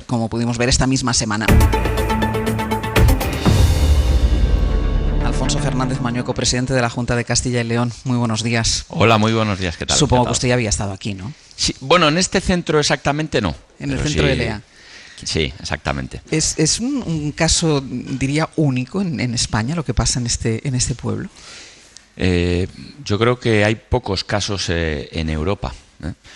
Desde el 2007 que la Diputación Provincial, saludo al presidente de la Diputación y también al alcalde, por supuesto, que apostaron por la cultura como una forma de apostar por la repoblación, por la gente que vive en el territorio, en el mundo rural, creo que ha ido creciendo y yo creo que es un paradigma no solo en Castilla y León, sino en toda España. La cultura como forma también de creer en el mundo rural, en las personas que viven en el mundo rural, las personas mayores, las personas jóvenes, que se pueden generar oportunidades vinculadas a la cultura en el mundo rural. En la última década esta comunidad, nos lo contaban ayer, ha perdido más de 160.000 habitantes. ¿Hay una forma de revertir, este proceso? ¿O de frenarlo al menos? Es un proceso global, mundial. Cualquier informe de la ONU, vemos cómo pues las grandes concentraciones de población van a ser en la costa y en las grandes ciudades, ¿no? Entonces, lo que se tiene que aprovechar es, por ejemplo, los fondos europeos para que convirtamos una oportunidad, esos fondos europeos, para cambiar un modelo de crecimiento en España y en Europa, que se apueste por el interior, que se apueste por el territorio, para que haya una oportunidad para las personas, sin despreciar, por supuesto, la costa o otros lugares donde ya se han hecho inversiones, probablemente muy merecidas, pero mirar hacia el interior de nuestro país, mirar hacia el interior de los pueblos, de las ciudades. Y yo creo que ahí Castilla y León emerge desde luego como un lugar donde se puede invertir, donde se debe invertir y donde pedimos que se invierta y que se aproveche esa oportunidad de los fondos europeos para nuestra tierra, para Castilla y León. Presidente, ¿cuál es la situación ahora en su comunidad? ¿Cómo está afectando esta cuarta ola de la pandemia a Castilla y León? Bueno, estamos en un nivel de incidencia aproximadamente en la media. Ha habido otras olas que han sido más contundentes, más duras contra nuestra comunidad. En nuestra comunidad lo hemos sufrido, pero es verdad que ahora estamos en un nivel de incidencia aceptable, un nivel de ocupación hospitalaria. Ya hemos aprendido de las 3 olas anteriores, el nivel de ocupación hospitalaria también está en términos razonables y sobre todo lo que estamos haciendo es una apuesta clara por la esperanza, que nos abre la puerta de la esperanza a la vacuna, ¿no? Estamos en los lugares de privilegio, no solo en el porcentaje de personas inmunizadas con las 2 dosis, sino también con la primera dosis. Hemos llegado ya prácticamente una de cada 4 personas de nuestra comunidad al menos tiene la primera dosis inoculada y ese es nuestro objetivo. Inocular con la primera dosis al mayor número posible de personas en nuestra comunidad. Eso es lo que nos abre la puerta a la esperanza. Y con esto quiero seguir mandando un mensaje de tranquilidad, de mantener la guardia alta, no dejarnos llevar por esa puerta que se abre a la esperanza con la vacunación. Nosotros estamos... vacuna que se nos traslada por parte del Gobierno de España, vacuna que que inoculamos en la población, pero desde luego no podemos bajar la guardia porque el virus está ahí todavía. ¿Y se podrá controlar las olas sucesivas o se puede controlar la pandemia sin el estado de alarma? Bueno, esa es la duda y la pregunta que nos estamos haciendo todos. Yo creo que es importante que el presidente del Gobierno de España convoque una conferencia de presidentes, que hable con las comunidades autónomas, que hable también con las fuerzas políticas del Parlamento y que analicemos entre todos qué es lo que debemos hacer. Llevamos aproximadamente 13 meses de pandemia. Podríamos decir a mediados de marzo, cuando se declara el estado de alarma, es el periodo en el que, digamos, ya hay una declaración formal y oficial de pandemia en nuestro país. De esos 13 meses, algo más de 9 o en torno a 9 meses hemos vivido durante un estado de alarma en distintas circunstancias y condiciones. Yo no sé qué es lo que va a ocurrir dentro de un mes, pero creo que es importante que el presidente del Gobierno de España ejerza su responsabilidad, de la que le hemos visto bastante alejado desde el verano, que inicie un diálogo con fuerzas políticas representadas en el Parlamento, lógicamente, y con los presidentes autonómicos a través de la conferencia de presidentes, que recuerdo que la última vez que se hizo una conferencia de presidentes para hablar de la pandemia fue el 31 de julio. Ha habido alguna otra más, pero para hablar ya exclusivamente de fondos europeos. Y en esa conferencia de presidentes, en ese diálogo que se pudiera tener con el presidente del Gobierno, ¿usted pediría la prórroga del estado de alarma? Otros presidentes autonómicos ya lo han hecho, alguno incluso de su partido, sobre todo quien más incide en ello es el presidente de Euskadi. ¿Usted pediría la prórroga? ¿Tiene claro? A mí me hubiera gustado que el Gobierno, el Parlamento, el Congreso de los Diputados, y ahí quien tiene la responsabilidad es el presidente del Gobierno de España, el presidente Sánchez, hubiera aprobado una legislación ordinaria. Yo creo que hay una buena disposición por parte de todas las fuerzas políticas. La legislación sanitaria existente hasta ahora hemos visto que es insuficiente, está superada por las circunstancias, y no estoy haciendo críticas, sino simplemente constatar una realidad. Por eso el estado de alarma. Y por otro lado, la excepcionalidad del estado de alarma, esa restricción de derechos y libertades, parece que es excesivo. Por tanto, yo creo que hubiera sido lo adecuado buscar una legislación ordinaria, intermedia, que decimos, entre la legislación sanitaria actual y el estado de alarma, que a lo mejor a veces es demasiado restrictivo, ¿no? Para permitir a quienes tenemos que estar luchando en la pandemia, que somos las comunidades autónomas, instrumentos jurídicos adecuados para actuar con rapidez y con eficacia, ¿no? Más allá de que si es necesario un estado de alarma o no, o si tenemos herramientas suficientes, yo creo que lo importante es el diálogo. Tenemos todavía 3 semanas por delante. El presidente Sánchez tiene la oportunidad de hacer de ejercer esa cogobernanza de la que tanto ha hablado en estos meses, y que lleguemos a un punto de equilibrio entre todos. Con la presidenta de la comunidad vecina, con la presidenta de Madrid, dialoga, o se lo pregunto de otra manera, ¿cuánto le hace sufrir tener en la frontera a Madrid y la relajación en sus medidas de restricción? Bueno, yo tengo que decir, con respecto a la presidenta Ayuso y con respecto a la Comunidad de Madrid, que tener al lado la Comunidad de Madrid para nosotros es un privilegio, es un honor, es un orgullo. ¿Cuántos paisanos de Castilla y León viven en Madrid? ¿Y cuántos paisanos que estamos en Castilla y León vivimos de Madrid? Son muchísimas. De hecho, esta misma villa que nos acoge, ¿cuántas personas de Madrid vienen, asiente el alcalde, vienen aquí a disfrutar, a pasear, a comprar libros, a disfrutar de nuestras tierras y campos? Yo creo que eso es una oportunidad y eso es una realidad, ¿no? Y aparte de las medidas que se ha adoptado, yo respeto todas las medidas, apoyo todas las medidas que toman todos los gobiernos autonómicos. Creo que cada uno en sus circunstancias y teniendo en cuenta sus peculiaridades geográficas, humanas, de situación sanitaria, hospitalaria, pues toman las decisiones que creen que son las mejores, buscando ese equilibrio entre la salud y la economía. Eso es lo que hacemos nosotros en Castilla y León y hacen otros gobiernos, pues no sé, en Galicia, en Castilla-La Mancha, en Aragón. Son dos modelos completamente diferentes. Usted incluso adelantó el estado de alarma, el toque de queda, perdón, a las 8 de la tarde. Este fue el primero, por ejemplo, en suspender el cierre de la hostelería, que ha sido terrible. Algo que no está. Son dos modelos completamente diferentes. El suyo con el que se está ejerciendo en Madrid, con índices en algunos momentos de contagio muy, muy parecidos. Bueno, somos dos comunidades autónomas en ese sentido muy diferentes, porque estamos hablando de una comunidad autónoma, la provincia de Madrid en superficie, pues será algo más pequeña que la provincia de Valladolid, donde viven 6 millones largos de habitantes, y en la comunidad autónoma de Castilla y León somos 2.400.000 personas, en la comunidad autónoma más extensa de España, una de las más extensas de Europa, y somos más grande en superficie que el país vecino, Portugal, que tiene algo más de 10 millones de habitantes. Por tanto, son realidades no comparables y, por tanto, las medidas tienen que ser, lógicamente, distintas, ¿no?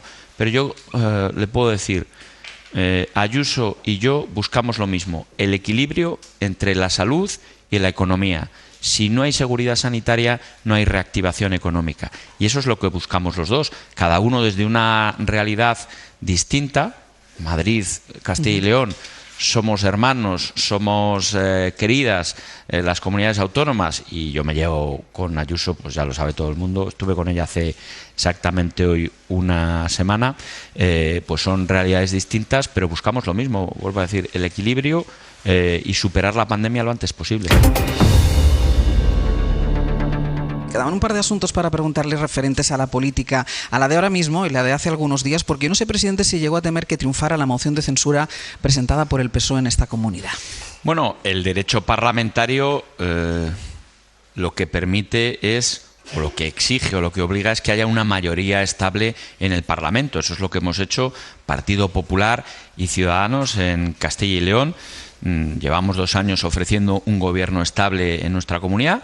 Se presentó una moción de censura, es un instrumento que permite el derecho parlamentario, nuestro Estatuto de Autonomía y el Reglamento de las Cortes. Se presentó en un momento inoportuno, me parece que es una moción de censura que se diseñó en los despachos de Moncloa y que era no solo un acto de irresponsabilidad, sino que además lo que hizo fue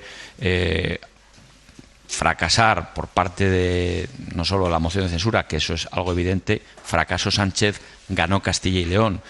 Nos ha supuesto un relanzamiento a la Junta de Castilla y León y estamos trabajando en las personas, en la transformación de esta tierra, en proteger a las personas, en modernizar nuestra comunidad y en apostar por el futuro de esta tierra. ¿Usted gobernaría con tránsfugas? Si se diera el caso. Yo no. No echaría mano de tránsfugas. ¿Qué le parece que el Partido Popular, por ejemplo, en Murcia gobierne con tránsfugas?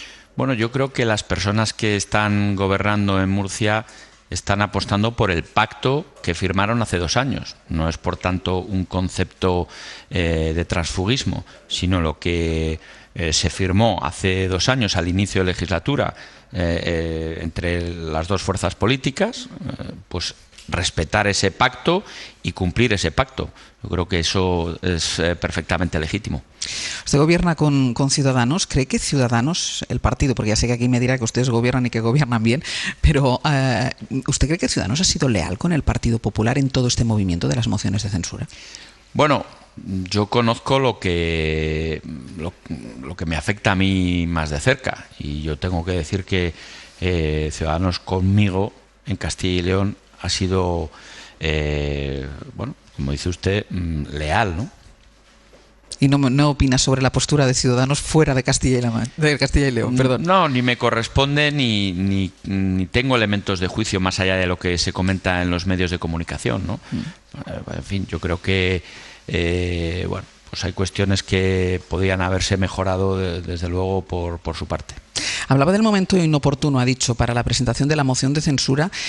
¿La convocatoria de unas elecciones en Madrid también coincide en un momento inoportuno, piensa usted? La realidad de cada comunidad autónoma es totalmente distinta, ¿no? La potencia que tiene en muchos aspectos la Comunidad de Madrid para poder afrontar la pandemia y sobre todo la situación de la realidad política que vive la Comunidad de Madrid pues le obligó a Isabel Ayuso a buscar esa estabilidad que a lo mejor no tenía y que sí teníamos en Castilla y León. Por tanto, las circunstancias son distintas y obliga a una respuesta distinta. Se ha criticado la dimensión nacional que se da a estas elecciones en la Comunidad de Madrid. Mire, yo creo que Isabel Ayuso y yo, que no solo compartimos siglas, sino compartimos el mismo objetivo, y yo estoy convencido, no solo espero y deseo, sino que estoy convencido de que va a ganar y va a seguir siendo la presidenta de la Comunidad de Madrid con claridad. Buscamos lo mismo, la estabilidad para nuestra tierra, tener un gobierno estable que permita que podamos afrontar las políticas de desarrollo y poder superar la pandemia desde la seguridad sanitaria, pero también desde la reactivación económica. Pero no me dice si no le gusta que esta dimensión nacional que se está adoptando en estas elecciones, en esta precampaña de momento. Bueno, ni me gusta ni me disgusta. Creo que son unas elecciones autonómicas y yo creo que lo que está en juego es la presidencia, el gobierno de la comunidad autónoma. Yo creo que lo que está haciendo Ayuso es defender a Madrid frente a quienes consideran que pues ella no es la persona adecuada, pero hay que respetar la voluntad de las urnas, y esa dimensión nacional, es un hecho, ¿no? Está Sánchez, está Pablo Iglesias, están otras personalidades, pero yo creo que ahí Isabel Ayuso está defendiendo con fortaleza la voluntad de las personas de Madrid. ¿No está en peligro el liderazgo de Pablo Casado? Por el protagonismo que está adoptando la propia Isabel Díaz Ayuso, lo que pueda pasar si gana las elecciones con una mayoría importante. No, todo lo contrario. Yo creo que le fortalece. Lo que conviene a Madrid y lo que conviene a España, lo que conviene a Ayuso y por supuesto a Pablo Casado y a Castilla y León, es una victoria de Isabel Díaz Ayuso en esas elecciones autonómicas. ¿Saldrá fortalecido Casado con una victoria de Isabel Díaz Ayuso? Sin duda alguna. Yo creo que si hay algo que queda claro, en términos deportivos, solo se puede construir un proyecto de futuro si tenemos victorias. Por tanto, una victoria de Ayuso apoya claramente a Pablo Casado. Yo creo que eso es obvio, no hace falta repetirlo, pero bueno, yo lo reitero ya que me hace esta pregunta. Creo que el liderazgo de Pablo Casado va a salir fortalecido en estas elecciones autonómicas de Madrid, como si fueran las elecciones autonómicas en Castilla y León y obtuviéramos un resultado de similares características al que puede obtener Isabel Díaz Ayuso. ¿Y a usted le incomodaría que su partido, porque al fin y al cabo Isabel Díaz Ayuso es representante de su partido, que su partido tuviera que gobernar con la ultraderecha, con Vox en la Comunidad de Madrid? Bueno, vamos a ver qué resultado dan las urnas, ¿no? Yo creo que lo que tenemos que hacer es esperar, porque hay encuestas incluso que dan una posible mayoría absoluta del Partido Popular, que tampoco es algo tan extraño, porque hace tan solo unos años eso era una realidad, ¿no? Por tanto, vamos a esperar la voluntad de las urnas y qué es lo que sale de ahí. Yo creo que lo que tenemos que hacer es respetar siempre cuál es la decisión. Los madrileños en estos momentos tienen esa voluntad y a eso es a lo que me refiero, que no hay que hacer una extrapolación de lo que es unas elecciones generales. Estas son unas elecciones autonómicas, son solo los madrileños los que tienen que hablar y estoy convencido que van a hablar con claridad y yo desde luego confío, espero, deseo y estoy convencido de ello, de que Isabel Díaz Ayuso va a obtener no solo un magnífico resultado, sino que va a seguir en la presidencia de la Comunidad de Madrid. Una última reflexión, presidente, porque recuerdo que cuando se empezaban a notar los efectos económicos de la pandemia, cuando se hablaba de la necesidad de pactos, de establecer consensos entre las diferentes fuerzas políticas, Castilla y León era un ejemplo de cómo era posible establecer estos pactos entre las diferentes fuerzas políticas. Pusimos este ejemplo. El otro día escuchamos un episodio bronco en las Cortes de Castilla y León entre dos diputados. ¿Se ha roto esta posibilidad de entendimiento? Esa crispación que parece que vivimos en la política a nivel nacional, ¿se ha trasladado también aquí? ¿Ya es imposible hablar de política o hacer política sin crispación? Mire, yo creo en la política de tender puentes y lo he demostrado en estos 2 años. Personalmente he sido capaz de pactar con el Partido de Ciudadanos y también de pactar con el Partido Socialista, con Podemos y con otras fuerzas locales como Partido por Ávila. Por tanto, yo me siento cómodo en el diálogo. Y la Junta de Castilla y León, sustentada en dos fuerzas políticas, Partido Popular y Ciudadanos, es un gobierno que se basa en el diálogo y que apuesta por el diálogo.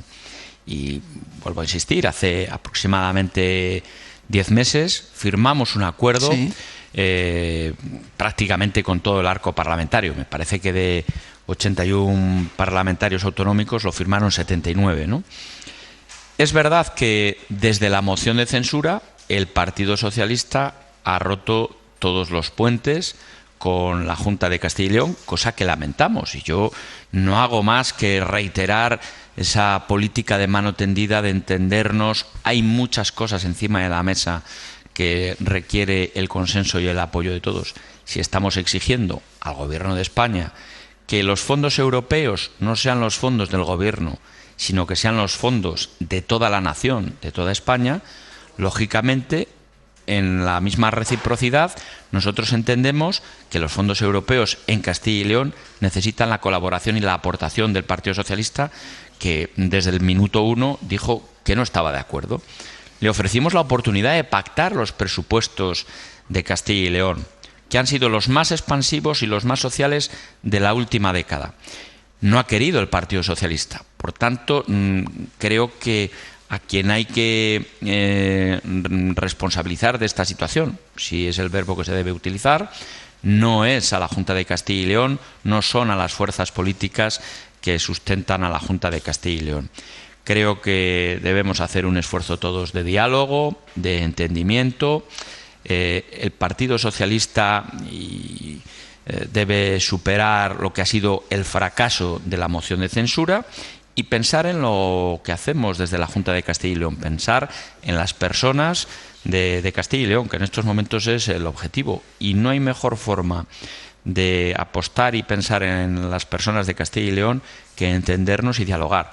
He hablado de los fondos europeos, pero podría hablar de la política agraria común y otras muchas cuestiones y consideraciones. Fíjese, en el acuerdo que firmamos en junio del año pasado, una de las cuestiones que más reclamó el Partido Socialista, la oposición, era una inversión en la sanidad pública de Castilla y León. Y nos exigía algo que nos parecía razonable, el 7% del Producto Interior Bruto de nuestra comunidad autónoma. Pues bien, en los presupuestos que no quiso pactar el Partido Socialista, la Junta de Castilla y León ha llegado al 7,5% del Producto Interior Bruto, el presupuesto más elevado en sanidad pública que habíamos tenido en nuestra historia. No solo tenemos más profesionales que antes de la pandemia y antes de la crisis económica, sino que hay más presupuesto, más inversión en tecnología y en todo tipo de inversiones que antes de la pandemia y antes de la crisis económica.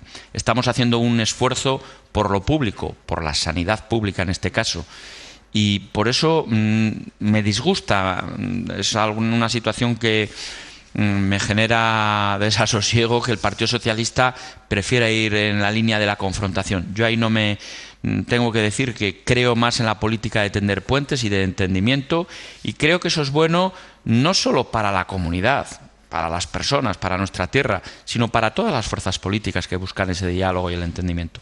Presidente, muchísimas gracias y muchísima suerte. Ha sido un placer, muchas gracias. Igualmente. En el abierto, Emilio Contreras, Berna González Harbour y Nacho Corredor, después de hablar con el presidente de la Junta de Castilla y León y después de preguntarle por algo que está sobre la mesa y que ya estaba sobre la mesa, sobre todo desde el último pleno en el Congreso de los Diputados, cuando dio cuenta de la situación de la pandemia al presidente del Gobierno y volvió a señalar que el 9 de mayo es el día en el que expira el estado de alarma, sin intención, al menos manifestada hasta ahora, de ir a una prórroga del estado de alarma. Son muchos, o son algunos, los presidentes autonómicos que piden una prórroga porque dicen que no hay herramientas legales suficientes para mantener ciertas restricciones y cierta privación de libertades sin ese estado de alarma. Le preguntábamos por ello a Alfonso Fernández Mañueco, al presidente de la Junta de Castilla y León, y reclamaba, como reclaman también otros presidentes autonómicos, una conferencia de presidentes como mínimo para poder plantear esta cuestión. Y sacaba otra de las cuestiones que está sobre la mesa: vale, decae el estado de alarma, pero hasta ahora, Berna, el Gobierno no ha hecho nada, no ha adaptado ninguna legislación para que las restricciones puedan ser posibles y que no nos encontremos encontremos con ese embrollo judicial que ya hemos vivido en otros momentos de esta pandemia. Sí, y no es la primera vez. Es decir, vuelve a tropezar en la misma piedra Pedro Sánchez, el gobierno socialista. Yo no sé si por descuido o por voluntad. La verdad que si somos bien pensados, pensamos por descuido, y si somos mal pensados, por propia voluntad de ponerse las medallas que haga falta, ¿no? Se inventaron la palabra cogobernanza para definir esta época. ¿Dónde está la cogobernanza? Es decir, ahí Mañueco lo ha dicho, esto se tenía que haber convocado una conferencia de presidentes y tiene razón. ¿Por qué no se ha convocado una conferencia de presidentes? ¿Por qué no se ha sentado Sánchez a hablar con las comunidades de qué hacer? Ya tenemos de distintos colores, o sea, desde el País Vasco con Urkullu a la cabeza, a otras comunidades, algunas del PP, que están hablando de que debe prorrogarse el estado de alarma, porque ya conocemos los problemas con los que se han tropezado las restricciones según los jueces y los tribunales que lo consideren, ¿no? En una arbitrariedad que es sorprendente, porque se supone que las leyes deberían ser claras al respecto. Tampoco se ha avanzado en tener esa legislación ad hoc que prometió Carmen Calvo hace tiempo ha habido para adaptarla. Mayo, junio, exacto. Entonces, bueno, no se comprende esa paralización en materia legislativa, esa falta de diálogo en materia de estado de alarma, y la verdad es que esto, además, en un periodo electoral como el que ya estamos, con la resonancia nacional que ya vemos que tiene estas elecciones de la Comunidad de Madrid, pues se hace un poco sospechoso. Claro, lo que pasa es que yo no sé, Nacho, si es además en un periodo electoral o porque estamos en un periodo electoral. Claro. Una previa, ¿no? A mí, yo soy muy defensor de la política aburrida, ¿no? Y por eso que Mañueco, que no es la alegría de la huerta, a mí cuando lo escucho... Que todavía no se ha ido, Nacho. No, pero que lo quiero poner como un atributo positivo. Me tranquiliza. Me tranquiliza. Cuando la política es demasiado divertida, vamos por un camino de frivolidad que de hecho conecta mucho con probablemente el contexto de la toma de decisiones. El modelo son los países escandinavos. Sí. Exacto, sí. ¿no? Muy sobrio. Valladolid, Suecia, Dinamarca. En relación al tema del estado de alarma, vamos a ver. Aquí hay dos posiciones distintas, o tres. Hay una que es la que yo defiendo, que es que siempre que haya una restricción de un derecho o libertad, tiene que estar amparado por un mecanismo excepcional como es el estado de alarma. Hay otras personas que dicen, bueno, no, esto se puede integrar dentro de la legislación ordinaria, y un presidente autonómico, añadiría yo, y por qué no un alcalde o por qué no el presidente de una diputación, puede tener la capacidad de decidir cuándo se restringe un derecho o una libertad. Luego hay una tercera, que es de aquellos que criticaban al inicio del estado de alarma que se estuvieran con un estado de alarma restringiendo derechos y libertades, y que sin embargo ahora dicen que cómo puede seguir vigente el estado de alarma. Es evidente, y conecta con la introducción que hacía en relación a la dinámica de la política y a perfiles como el de Mañueco, que en el proceso de toma de decisiones, también de la aprobación del estado de alarma, la frivolidad ha estado muy presente, ¿no? En junio dejó de haber un estado de alarma, no porque fuera conveniente que no hubiera restricciones, sino porque no había posibilidad por parte del Gobierno de España de seguir aprobando el estado de alarma, porque el partido del señor Mañueco no quiso que siguiera el estado de alarma. Luego se tuvo que volver a aprobar un estado de alarma de 6 meses, por cierto, y sin apenas control parlamentario, que es una de las ventajas de aprobar un estado de alarma y de que sea un mecanismo excepcional el que regule la restricción de derechos y de libertades. Y ahora vemos al Gobierno de España que, entrando en la misma lógica del Partido Popular, que había rechazado y ha rechazado el estado de alarma como instrumento para la restricción de derechos y libertades, que lo que viene a decir es: yo no lo voy a proponer, exíjanmelo ustedes. Y yo no descartaría, porque me parece inverosímil imaginarme un escenario en el próximo mes en el que de la noche a la mañana deje de haber restricciones y libertades. Yo supongo que uno de los escenarios que podemos contemplar es que, respondiendo a tu pregunta inicial, Ángels, que después de las elecciones de Madrid los términos del debate cambien.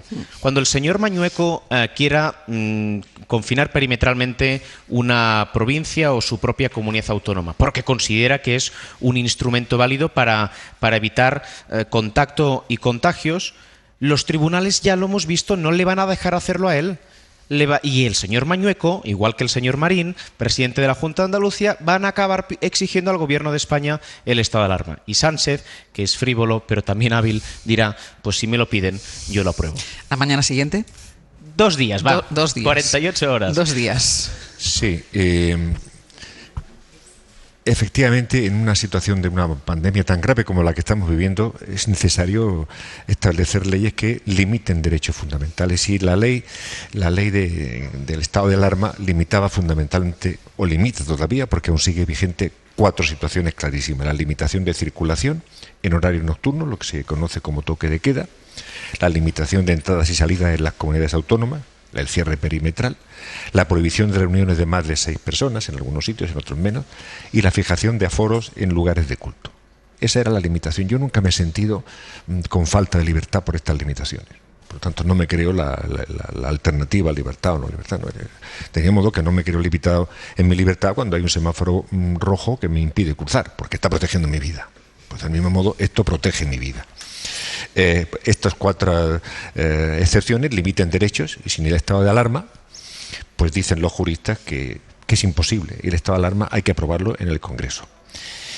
Porque si no, para que las comunidades autónomas puedan limitar derechos y libertades, se necesita la autorización judicial. Y como no hay una norma clara al margen de la ley que regula el estado de alarma, los tribunales de justicia, lo hemos visto en algunas comunidades y en algunos sitios dicen una cosa, en otros otra, porque no hay una ley que claramente marque cuál es el camino que tienen que seguir. La pregunta es obvia, bueno, ¿por qué no se renueva el estado de alarma con unas matizaciones nuevas o manteniéndolo exactamente igual que estaba hasta ahora? Pues sencillamente no porque, como decía Berna, siendo bien pensado, pues que el gobierno se haya despistado o mal pensado. No, es que hay una evidencia. El gobierno tiene miedo a no sacar adelante el estado de alarma en el Congreso porque sabe que necesita para este tipo de cosas el apoyo de 8 o 9 partidos. Sí, pero de todas formas, el líder del Partido Popular debería hablar con sus presidentes autonómicos que exigen esta conferencia de presidentes para manifestárselo a Pedro Sánchez, que están en todo su derecho, y Pedro Sánchez debería convocarles, pero también deberían convocar una conferencia de presidentes autonómicos del Partido Popular para decirle a Pablo Casado que quieren el estado de alarma. Sin duda alguna. Pero yo estaba hablando del gobierno de la nación, que es el que tiene al final la responsabilidad última. Yo creo que no lo lleva adelante porque tiene miedo a que eso no saliera. ¿Y por qué no sale? Porque durante estos meses no se han hecho esfuerzos para crear los canales de entendimiento y de diálogo mínimo para hacer entre el gobierno y la oposición, para hacer frente a una catástrofe sanitaria como la que estamos viviendo. Si aquí hubiera un mínimo de acuerdo, un mínimo consenso, un mínimo pacto sobre las cuestiones fundamentales que afectan nada más y nada menos que a la supervivencia física, a la vida de decenas de miles de españoles, pues probablemente el aprobar el estado de alarma sería mucho más fácil. Con la crispación que hay, con lo que vimos el otro día en el Parlamento, es el sueño de una noche de verano conseguir esos acuerdos. Claro, de esos polvos, estos lodos. Yo lo que no entiendo es por qué exhibe ese desencuentro, ese miedo, esa inacción, en lugar de exhibir el esfuerzo para conseguir ese encuentro. Es decir, ¿nos ha explicado Sánchez si ha intentado reunirse con Casado, con los presidentes? Exacto, a eso voy. Es decir, está exhibiendo una inacción debido a un eventual desencuentro o desacuerdo antes de exhibir el esfuerzo. Pues intente reunirse con él, con los presidentes autonómicos, poner en evidencia que igual Pablo Casado no tiene una posición sobre el estado de alarma mientras sus presidentes autonómicos sí, ponga en evidencia eso, pero muestre el esfuerzo, haga ese esfuerzo. Y lo que no entiendo del gobierno, precisamente de Pedro Sánchez, es que nos anuncie ya que no hay estado de alarma antes de hacer y desplegar ese esfuerzo necesario. Lo cierto en cualquier caso es que yo soy partidario, y lo habéis comentado al inicio, que en coherencia con el planteamiento de cogobernanza que planteó este gobierno, de forma habitual deberían seguirse reuniendo los presidentes de las comunidades autónomas. Paréntesis, o sea, en este año se han reunido más que en todos los años anteriores desde que empezaron. Sí, pero la última reunión nos recordaba ahora el presidente de Castilla y León, es del mes de julio, ¿no? En octubre llegaron. Sí, de julio para hablar de pandemia, exacto, en octubre para hablar de fondos. En octubre se reunieron los presidentes, no, pero lo que quiero decir es que las comunidades autónomas del gobierno se reúnen de forma habitual, o sea, hay muchos semanalmente muchos espacios, en el comité interterritorial, el Consejo Interterritorial. Hay muchos espacios de coordinación y el gobierno percibe cuál es la posición de muchas comunidades comunidades y desde luego la del Partido Popular. Y como el marco del debate es si el gobierno quiere, el gobierno comunista quiere acabar con nuestras libertades o la oposición favorable a la libertad quiere dejarnos volver a vivir, es muy costoso para un gobierno querer asumir ese planteamiento y querer hacer esfuerzos para acabar siendo el malo de la película. Y es ahí el juego en el que el gobierno, con más razón o con menos, dice no, ustedes exíjanmelo porque no puede ser que me tiren en cara la voluntad de seguir con esta medida. Se puede plantear desde dos perspectivas el último comentario que quiero añadir y que es recurrente porque sirve para no perder la perspectiva de por qué el debate se produce en estos términos. Se puede plantear, digamos, diciendo se han dicho muchas chorradas este año o se han dicho cosas muy graves este año. Al gobierno de España se le ha acusado por parte de dirigentes políticos de imponer una suerte de dictadura o de intentar un golpe de Estado por la aprobación del estado de alarma. Y eso ha calado en una parte de la opinión pública. Eso condiciona las decisiones. ¿Y eso de quién es responsabilidad que condicione las decisiones, esa percepción? ¿Del gobierno de España? Una parte, pero desde luego de quien promueve que una parte de la ciudadanía haya interiorizado esa percepción de la realidad. Y esa percepción de la realidad, esos condicionamientos, son los que también explican por qué el Partido Popular, por qué Pablo Casado está tan perdido. Pablo Casado en el último año ha dado 25 giros al centro y 25 giros a la derecha. No sabemos qué pasará después. Bueno, al centro un poco menos. Del 4 de mayo. No, pero fue muy jaleado. Dejamos en 1 o 2. Yo diría un giro al centro. Fue muy jaleado en su momento, efectivamente, ese giro al centro de la moción de censura. Claro, el Partido Popular no puede estar diciendo a su electorado que Sánchez es un dictador a la vez que dice que hay que pactar con Sánchez.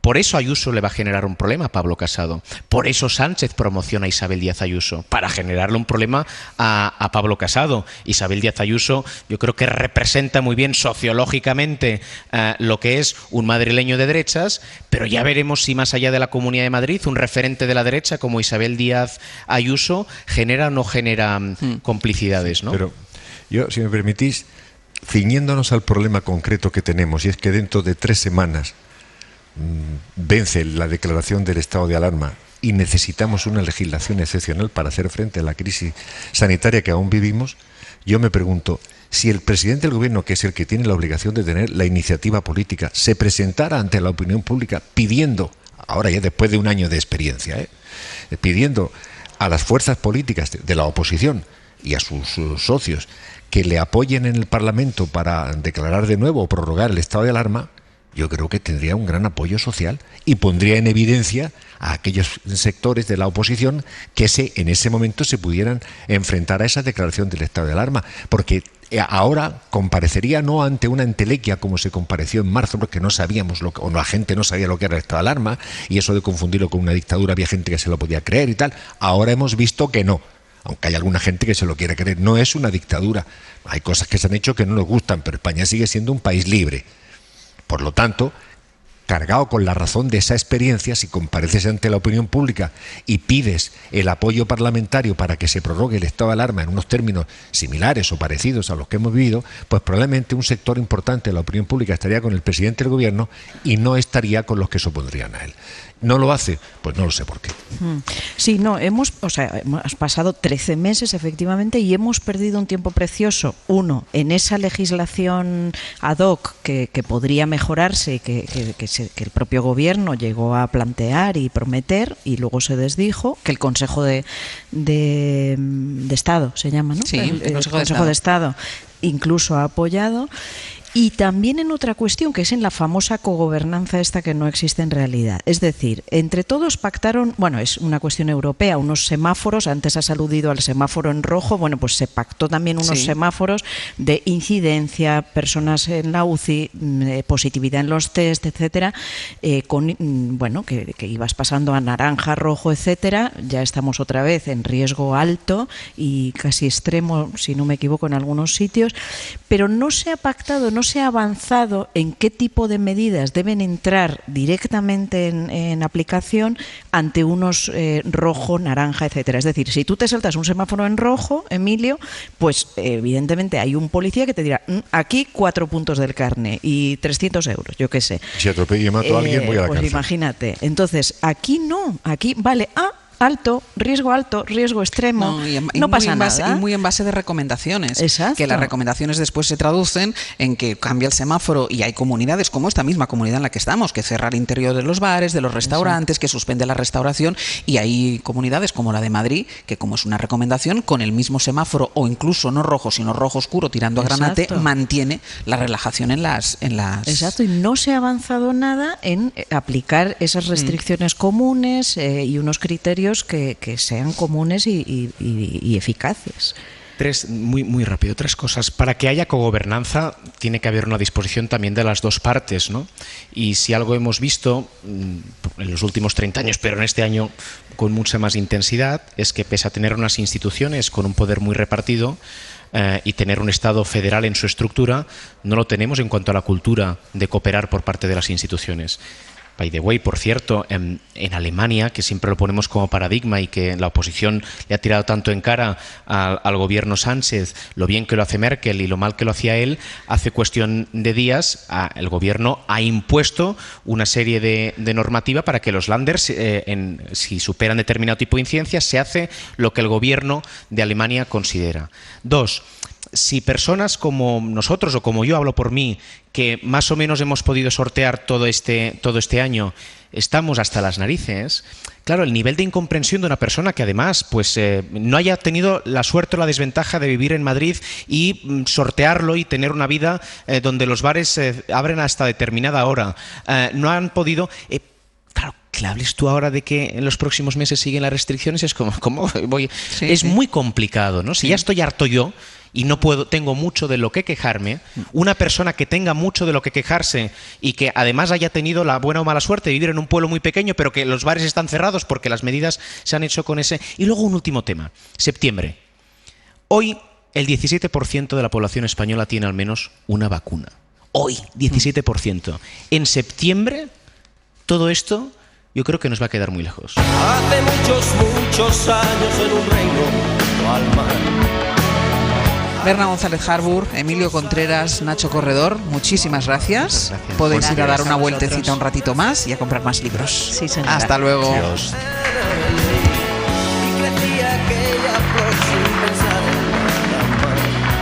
Suscríbete a Hoy por Hoy. Todos los episodios y contenidos adicionales en la app de Cadena SER y en nuestros canales de Apple Podcast, Spotify, iVoox, Google Podcast y YouTube. Escúchanos en directo en la SER de lunes a viernes a las 6 de la mañana. Cadena SER. La radio.